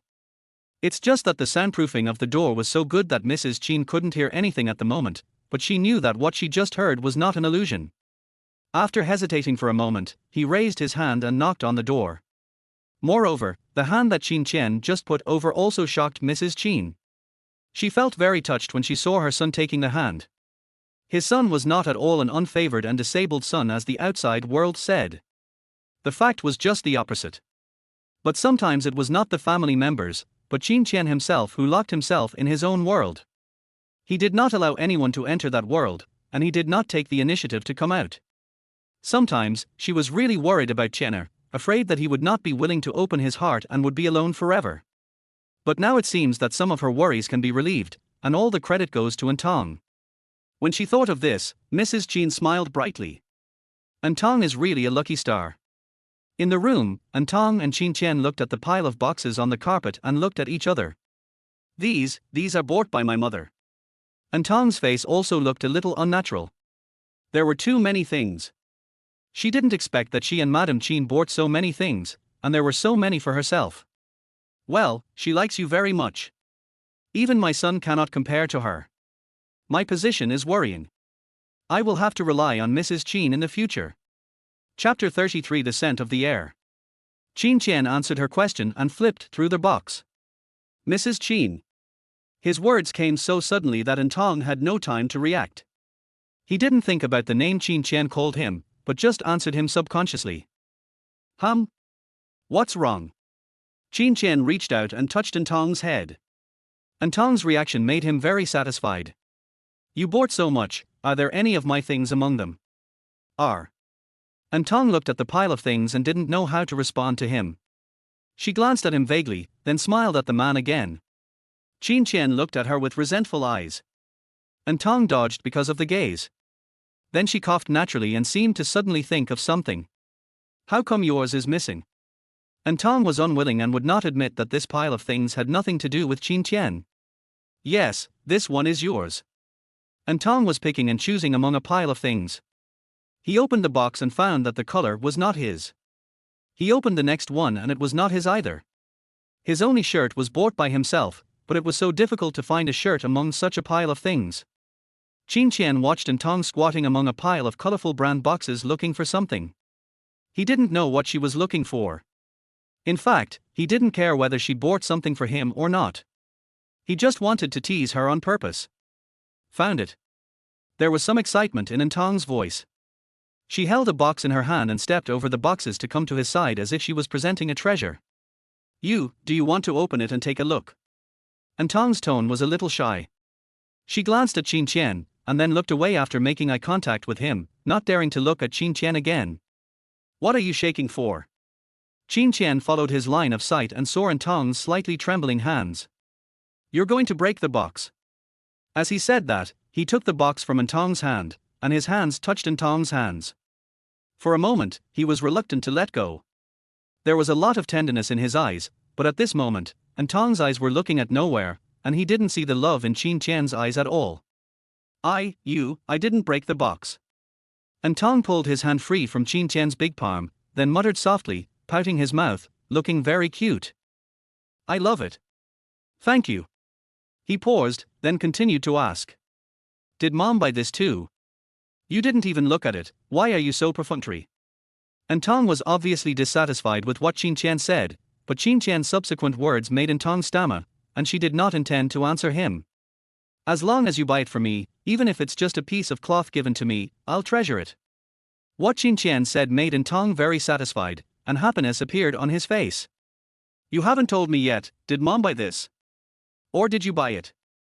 Qin Qian deliberately prolonged the rest of his words, as if walking towards An Tong with temptation. Then An Tong continued to look away, and his voice was so low that it could be ignored. I bought it. But Qin Chen still heard those 3 words very clearly, and put the box to his lips and touched it gently. Well, I understand. Thank you, Mrs. Qin. Qin Chen's actions made An Tong's face blush again. Then he used his hands as a fan to fan his face and moved away. It's a bit hot here. I'm going to take a shower first. I'll take care of these things later. Saying this, he was about to leave. Mrs. Qin, you're going the wrong way. The bathroom is over there. As he spoke, he seemed to be kind enough to point An Tong in the direction. An Tong was completely speechless because of Qin Chen's words, then she covered her face and walked away quickly in the opposite direction. She just wanted to get away from this place. She had to pass by Qin Chen on her way to the bathroom.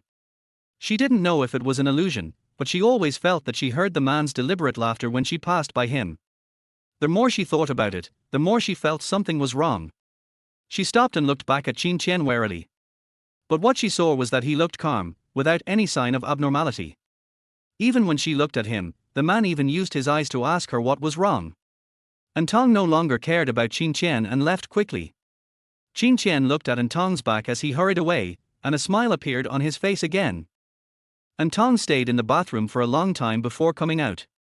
When she came out of the bathroom in a bathrobe, wiping her wet hair with her hands, Qin Chen was already in bed. He took off his eye mask, leaned against the head of the bed, and tapped on a notebook in his hand. Mingming and Tong felt that she had walked very quietly. She approached the bed carefully, thinking that Qin Chen didn't notice. Just when she was secretly happy, Qin Chen spoke slowly. Blow dry your hair at night. Qin Chen's hands were still typing away on the keyboard, but it was as if he had eyes on his head when he spoke. An Tong silently rolled his eyes and curled his lips, cursing Qin Chen in his heart for not being able to scare him. My hands are sore from holding the hair dryer, I don't want to use it anymore. An Tong was full of coquettishness and tenderness when she spoke. Qin Chen paused on the keyboard for a moment, and finally closed the notebook as if resigned to his fate. He lifted the quilt and got out of bed. Sit still and be nice. Qin Chen went to get the hair dryer, found the socket and waved for An Tong to come over. She hadn't put down the towel in her hand yet, but when she saw what Qin Chen was holding in his hand, she smiled brightly. An Tong had just taken a shower and had the fragrance of shower gel on her body. She sat down in front of Qin Chen consciously. In an instant, the sweet and elegant fragrance rushed into Qin Chen's nose. This smell made him unable to help but inhale again. The air was filled with the fragrance of a woman. Qin Chen's Adam's apple moved unnaturally. Seeing that no one moved, An Tong turned his head curiously to look at Qin Chen. Before he could utter a question, his face was pushed back by Qin Chen's big hand. The buzzing sound of the hair dryer was heard, and Qin Chen's fingers gently brushed across her wet hair. The heat from the hair dryer made the hair float up, and Qin Chen blew it down from the top of her head. The movement was so slow that An Tong could hardly feel it. An Tong reminded him. You can move a little more vigorously. It doesn't hurt me. The sound was buried by the sound of the hair dryer, but Qin Chen still heard some of it. He thought something happened, so he stopped and asked. What's wrong? Is there anything I should pay attention to? An Tong shook her head and said again what she had just said. I just said that you can be more aggressive. I'm not a porcelain doll. Qin Chen did not reply to her immediately, but turned on the hair dryer again. The fragrance lingered in his nose. The hair in Qin Chen's hands fluttered in the wind. Qin Chen blew An Tong's hair seriously, as if he was carrying out a great project. Chapter 34 Only You. An Tong didn't know that the man above his head was blowing his hair devoutly, and was responding to the suggestion he had just made as the hair dryer was buzzing. I can't bear to do that. He spoke these 4 words very softly, and with the noise in the room, it was impossible for An Tong to hear them. After blow drying her hair, Qin Chen bent down to smell her hair and nodded with satisfaction. Yeah, that's great. Do you think my head is a dish? Her soft, low voice and long tail of the sentence made Qin Chen raise an eyebrow, but he just chuckled and did not continue the topic. Go to bed now. I have to go out for something tomorrow. Do you want to come with me? I won't go. I'm going to do my great work tomorrow. An Tong shook his head, stood up and walked to the bed, yawning tiredly. I'm so sleepy. She kicked off her slippers and lay down on the soft big bed.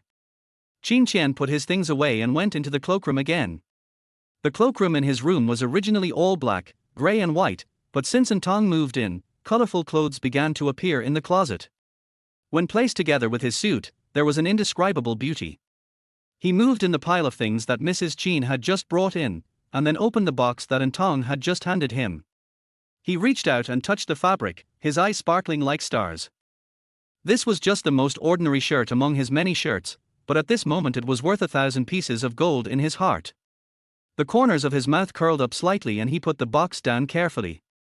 An Tong fell asleep very quickly. When Qin Chen left, she had already closed her eyes and fell asleep. With some helplessness, he picked up the shoes that An Tong had kicked off and placed them neatly beside the bed, then reached out to turn off the headlights. The soft light at the bedside had not yet been turned off, and An Tong was wrapped in the quilt, like a small white silkworm pupa. Qin Chen approached quietly, her jet black hair spread out on the pillow. She was one of the few people he had seen who did not dye her hair, but that black hair was enough to make him fascinated. An Tong's thick eyelashes were like an exquisite feather fan, spreading on her fair face. He came forward, leaned over, lightly touched An Tong's forehead and then left. There were no sparks flying, no desire, just pure love. Qin Chen raised the corner of his lips a little, and got on the bed very lightly. He carefully put his arm behind her neck, and then put his other hand around her slender waist. An Tong frowned slightly, buried his head in the man's arms, then found a comfortable position and fell asleep peacefully. Qin Chen held her in his arms, looked at An Tong's peaceful appearance, and spoke softly. "Good night."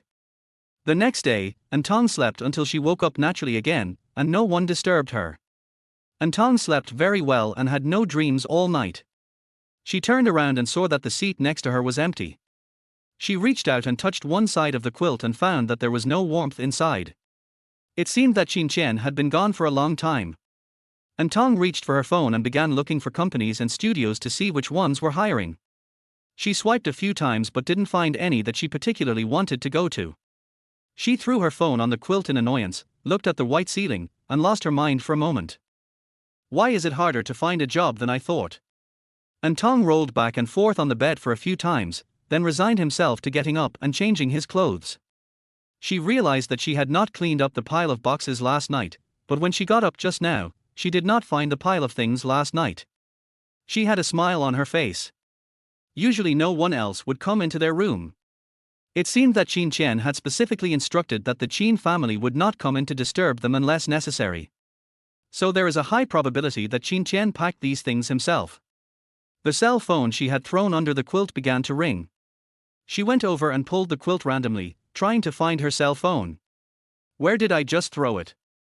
An Tong muttered to himself as the ringing continued.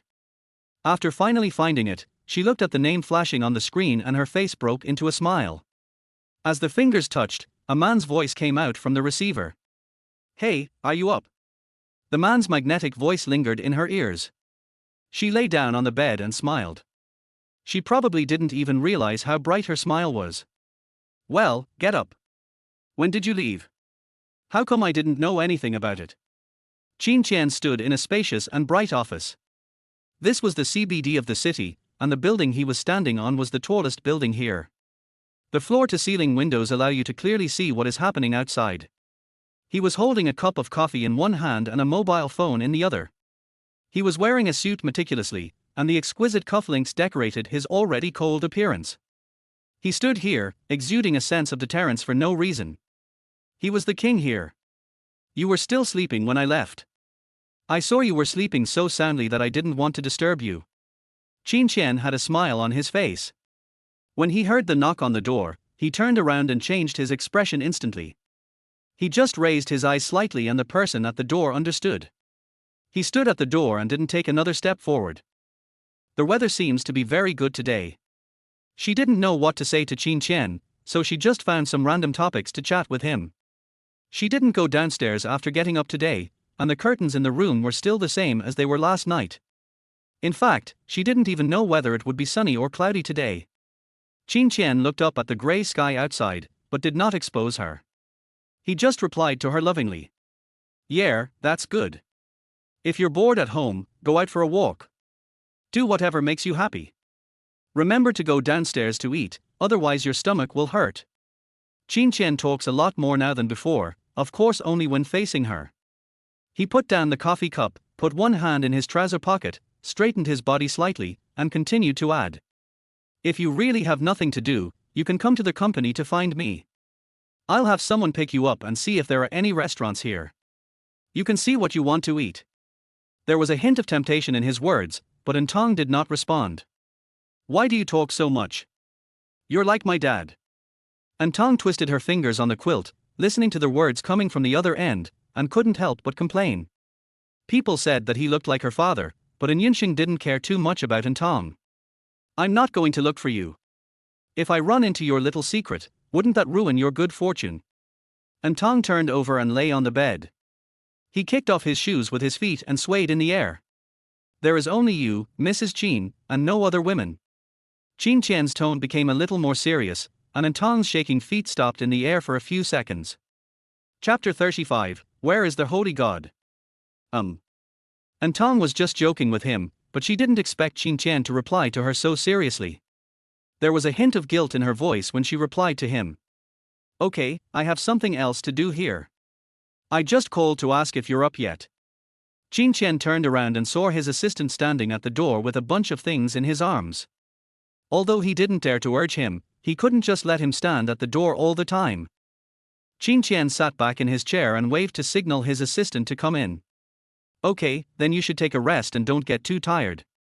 An Tong said goodbye to everyone obediently. He also said goodbye and hung up the phone. When Qin Chen's assistant Jiang just came in, he saw his boss on the phone. After thinking for a while, he decided to knock on the door.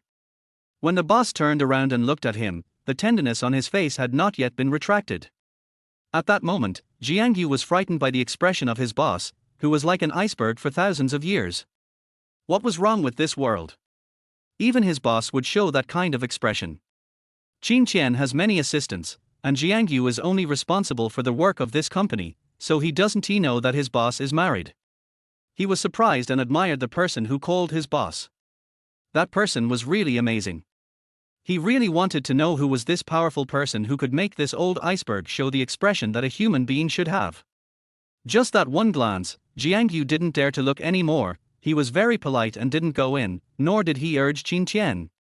He tried his best to hide his face, not letting the excitement in his heart show on his face. After waiting for a while, he saw Qin Chen waving, so he hurried in, cleared his throat secretly, and then shook off all the gossip that had just come to his mind. Qin Chen didn't keep useless people around him, and they could easily pack up and leave if he was not careful. As his special assistant, Jiang knew this very well, and he knew how rigorous and demanding Qin Chen was in his work. So every time I face him, I need to be fully prepared. Boss Qin, this is this month's financial report. Please take a look. These are the materials that require your signature. Qin Chen threw his phone on the table and looked at the 2 stacks of papers that his assistant brought over. Go ask the people in the finance department. If they don't want to work anymore, just leave. Qin Chen picked up the report on the edge, overlapped his left leg over his right leg, and leaned back in the seat. He still looked at people with one eye, and he didn't even look at Jiang, but the assistant was already feeling a little nervous. Okay, Mr. Qin, I will inform my colleagues in time. Jiang stood in front of the table, not daring to move easily. He folded his hands in front of him and bent his body slightly. He was not the person who just called his boss, so he did not dare to be presumptuous. He was worried that he would lose his job if he was not careful. With a bang, Qin Chen threw the document on the table. He didn't say anything, but the atmosphere in the office instantly dropped to freezing point. For a moment, Jiang didn't even dare to breathe loudly. Qin Chen picked up another folder and started to look through it. Although the office was very spacious, the only sound could be heard now was the sound of him flipping through papers. As Qin Chen flipped the papers slower and slower, Jiang heart almost jumped into his throat. He mustered up the courage to look up at Qin Chen. Jiang immediately lowered his eyes at the gloomy look on his boss's face. Qin Chen threw the folder in his hand on the table again. Jiang was ready to be criticized and scolded, but the sound of a cell phone vibrating suddenly came from the office. At this moment, Jiang first reaction was that his cell phone rang. He thought that he didn't check the almanac before going out today, and he was afraid that he was completely doomed today. I was just about to try to make some excuses to my boss to see if I had a chance, but I saw my boss sitting in his chair, looking at his phone, and then waving at me. Go do your thing first. Jiangyu's eyes lit up instantly, and he nodded quickly, then quickly stepped out, fearing that he would not be able to leave. When he went out to close the office door, he subconsciously glanced in Qin Qian's direction. His pupils dilated instantly, and Jiangyu once again saw that expression on Qin Qian's serious face.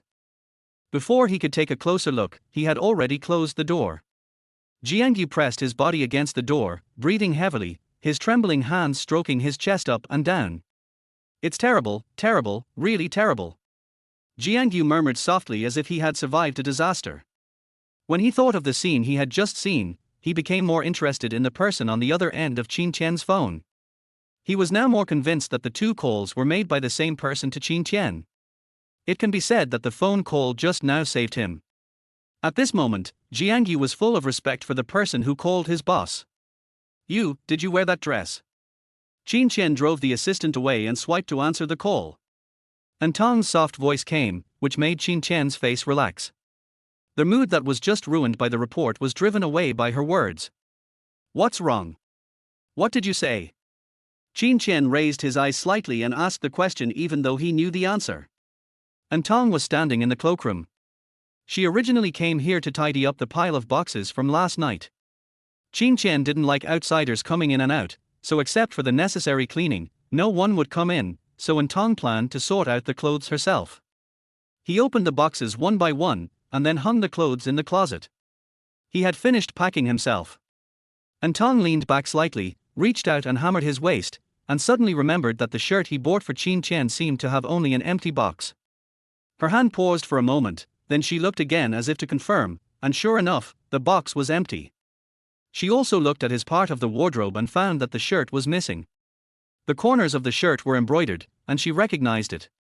An Tong bit her lower lip slightly, struggled in her heart for a while, and finally decided to call him.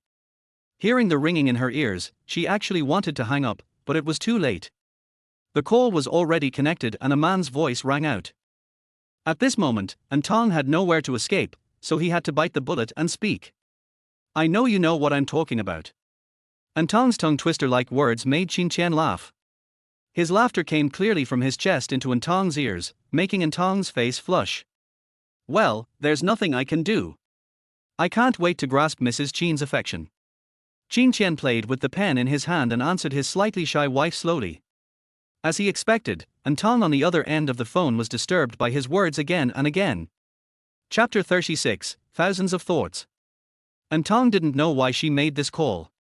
At this moment, she looked at Qin Qian's solid color suits in the cloakroom, and felt that the tall man was standing in front of her, smiling at her. She had always been unable to withstand Qin Qian, so she just said a few random words, said goodbye and hung up the phone in a hurry. She reached out and touched her slightly hot cheek, and breathed a sigh of relief. Qin Qian looked at the phone that had been hung up, without any anger on his face. Instead, he looked very happy. Not many people would hang up on him before, let alone hang up so suddenly. An Tong seemed to have become an exception in many of his lives, and he had set many precedents for her without realizing it. Lanji has been juggling between the hospital and her part-time job these days. Her mother has been in a bad condition these past 2 days, and she hasn't had much rest for several days, so when she received An Tong's call, her voice was full of fatigue. Lanji was just coming out of the hospital gate. She was going back to change her clothes and then go to work. Hey, Tong Tong. Lanji didn't know An Tong's specific situation, but she wouldn't ask about it. After all, everyone has things they don't want to talk about. Xiaoji, how are you doing lately? An Tong was drinking coffee in the Qin family's garden at the moment. When she just went downstairs, Mrs. Qin had already gone out. The servant said that she was going out to meet a friend. She originally planned to call An Tong, but then she thought of letting An Tong sleep a little longer, so she left by herself. In the huge Qin family, apart from the servants, only An Tong is left. She continued to browse the company profile and vacancies that she had not finished reading just now. Suddenly, she remembered that she had not yet told Lanji about her and Qin Qian, so she called Lanji immediately. But what she didn't know was that Lanji's sweetness these 2 days was different from hers. I'm still the same, just a little tired lately. When An Tong heard this, she immediately straightened up, and her tone was a little anxious. Xiaoji, please let me know if you need any help. An Tong hesitated to speak and finally did not say the words that she was willing to share with her. She understood Lanji. Although Lanji had not received much attention since she was a child, and Yunxing and Bai Ying did not abuse her too much when it came to spending money. As long as she was frugal, she could still live a decent life. But Lanji's life is much harder than An Tong's, and she has her own self-esteem, which she attaches great importance to. As a friend, An Tong cannot deliberately crush her knowing Lanji's character. So there are actually not many places that An Tong can sit. Tong, why did you think of calling me? What's wrong? Is there something wrong? Lanji didn't seem to want to continue this topic, and didn't respond to An Tong's words, but changed the subject. I originally wanted to ask about your recent situation. I was planning to tell you that I got married and that the groom had changed. Oh, one more thing, I'm looking for a job recently. An Tong sighed inwardly. Since Lanji didn't want her to mention it, she would do as Lanji wished and not mention the topic again. After hearing An Tong's words, Lanji's mind flashed with the man with the eye patch. That man was An Tong's husband. The aura of that man really surprised Lanji that day. She didn't know how her friend knew that man who looked like he was not easy to mess with, and even married him. Tong, as long as you don't regret it, I will support you in whatever decision you make. Finding a job will help you live a more fulfilling life and improve your abilities. It is definitely a good thing with no harm. I still want to apologize to you for what happened that day, and thank you to your husband. Hearing Lanji's words, An Tong couldn't help but feel warm in his heart. Well, I'll treat you to a nice dinner when I get some money from work. An Tong paused and continued. It's okay. Just take it easy for now. I'll talk to you in detail when I have time. Lanji seemed a little worried about An Tong's job search, and after thinking about it, she made a suggestion. Tong, when you look for a job, you should pay attention to the labor contract and the company's development prospects. The man Lanji saw that day was obviously either rich or noble. It seemed that An Tong didn't have to worry too much about the financial aspect if she could marry him, so she only gave An Tong these two suggestions. Lanji has been hanging around in various part-time job places for many years, and is very good at finding a job. Tong, it's better for girls to be financially independent. This was the advice Lanji gave to An Tong as a friend. She sighed slightly. She had also seen what An Tong had gone through in the An family. Now that An Tong was able to get out, she was happy for her. However, as a friend, she still had to remind her of some things. An Tong was stunned for 2 seconds by Lanji's next words. The sweetness of the past 2 days had trapped An Tong. At this moment, she was looking at the flowers in the garden that were being taken care of very well and were blooming brilliantly. That's right, the Qin family was full of the smell of money, and these flowers were also taken care of by special people. If they didn't bloom well, those people might have to leave.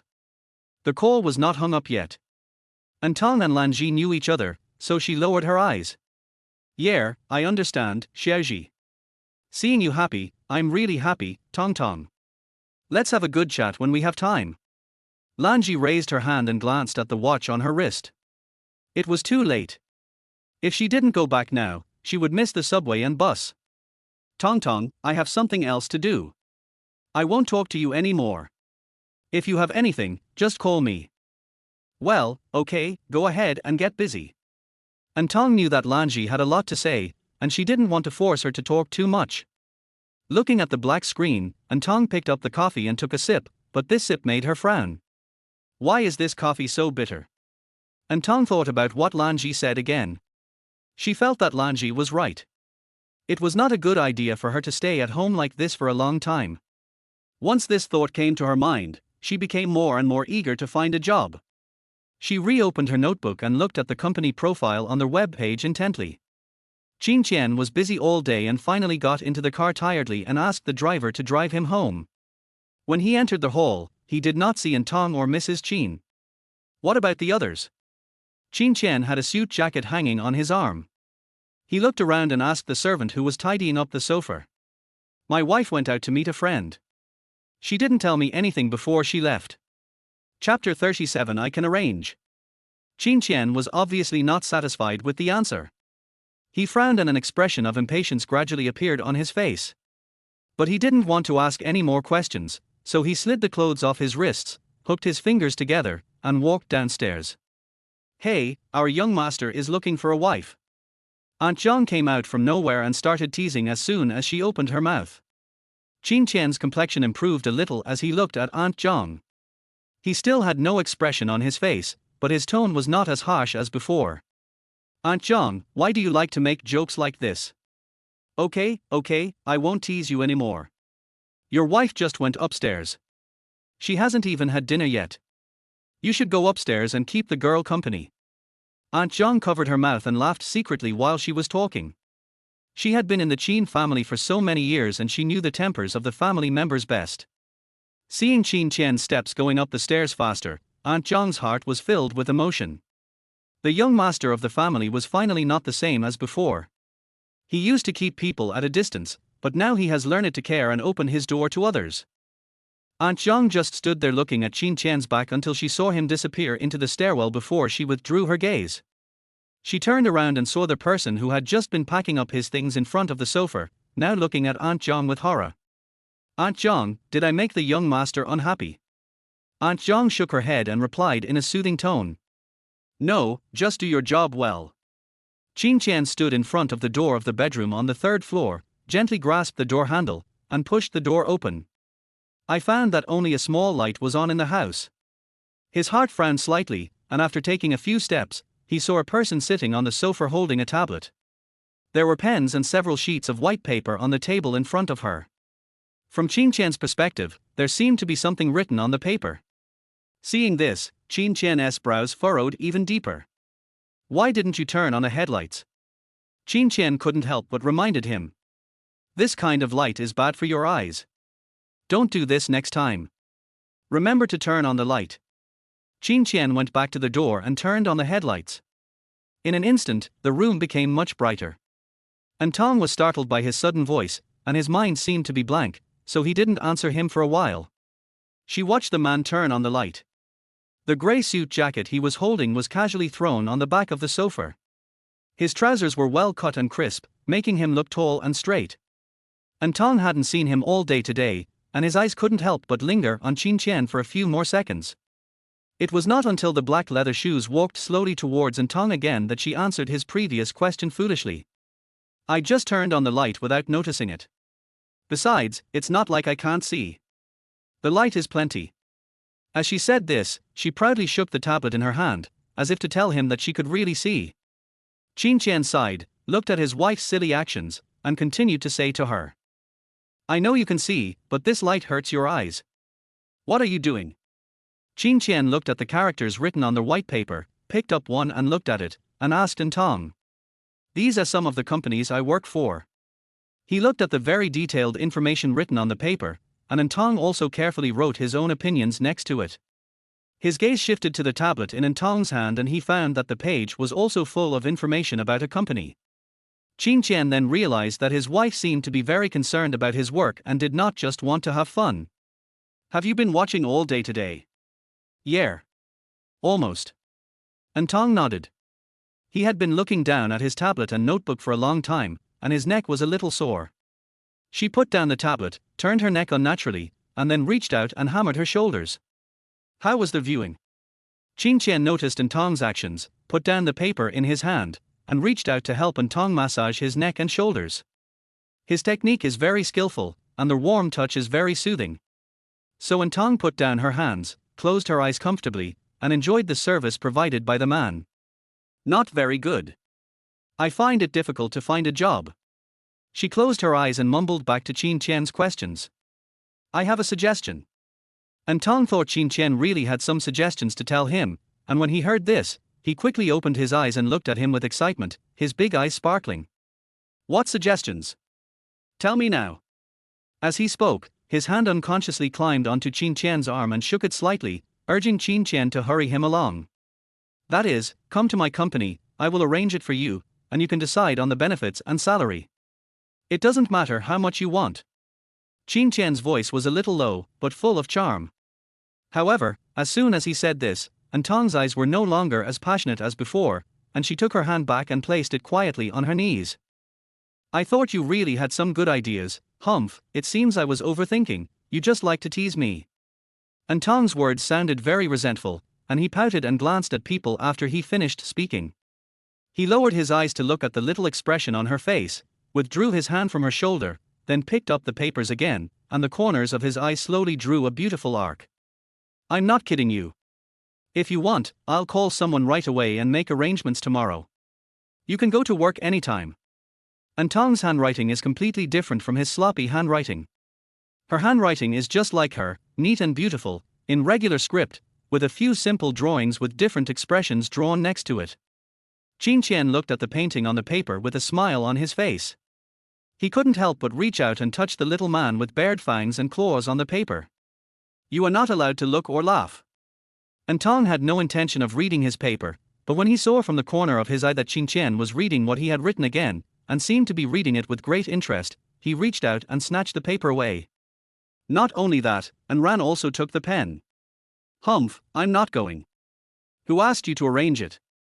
I don't believe I can't handle it myself. Lin Chen's hands were empty, but he was not angry.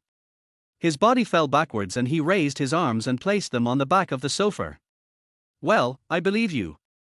The curve at the corners of Lin Chen's lips had not yet dropped, and his voice was slow. I heard from Aunt Zhang that you didn't eat anything this afternoon. Well, I wasn't very hungry this afternoon. I wasn't hungry when I stayed at home, so I didn't eat much. An Tong's gaze returned to the tablet computer. The laptop was too heavy and she couldn't sit in one position for long, so it was more convenient for her to hold the tablet next to her phone.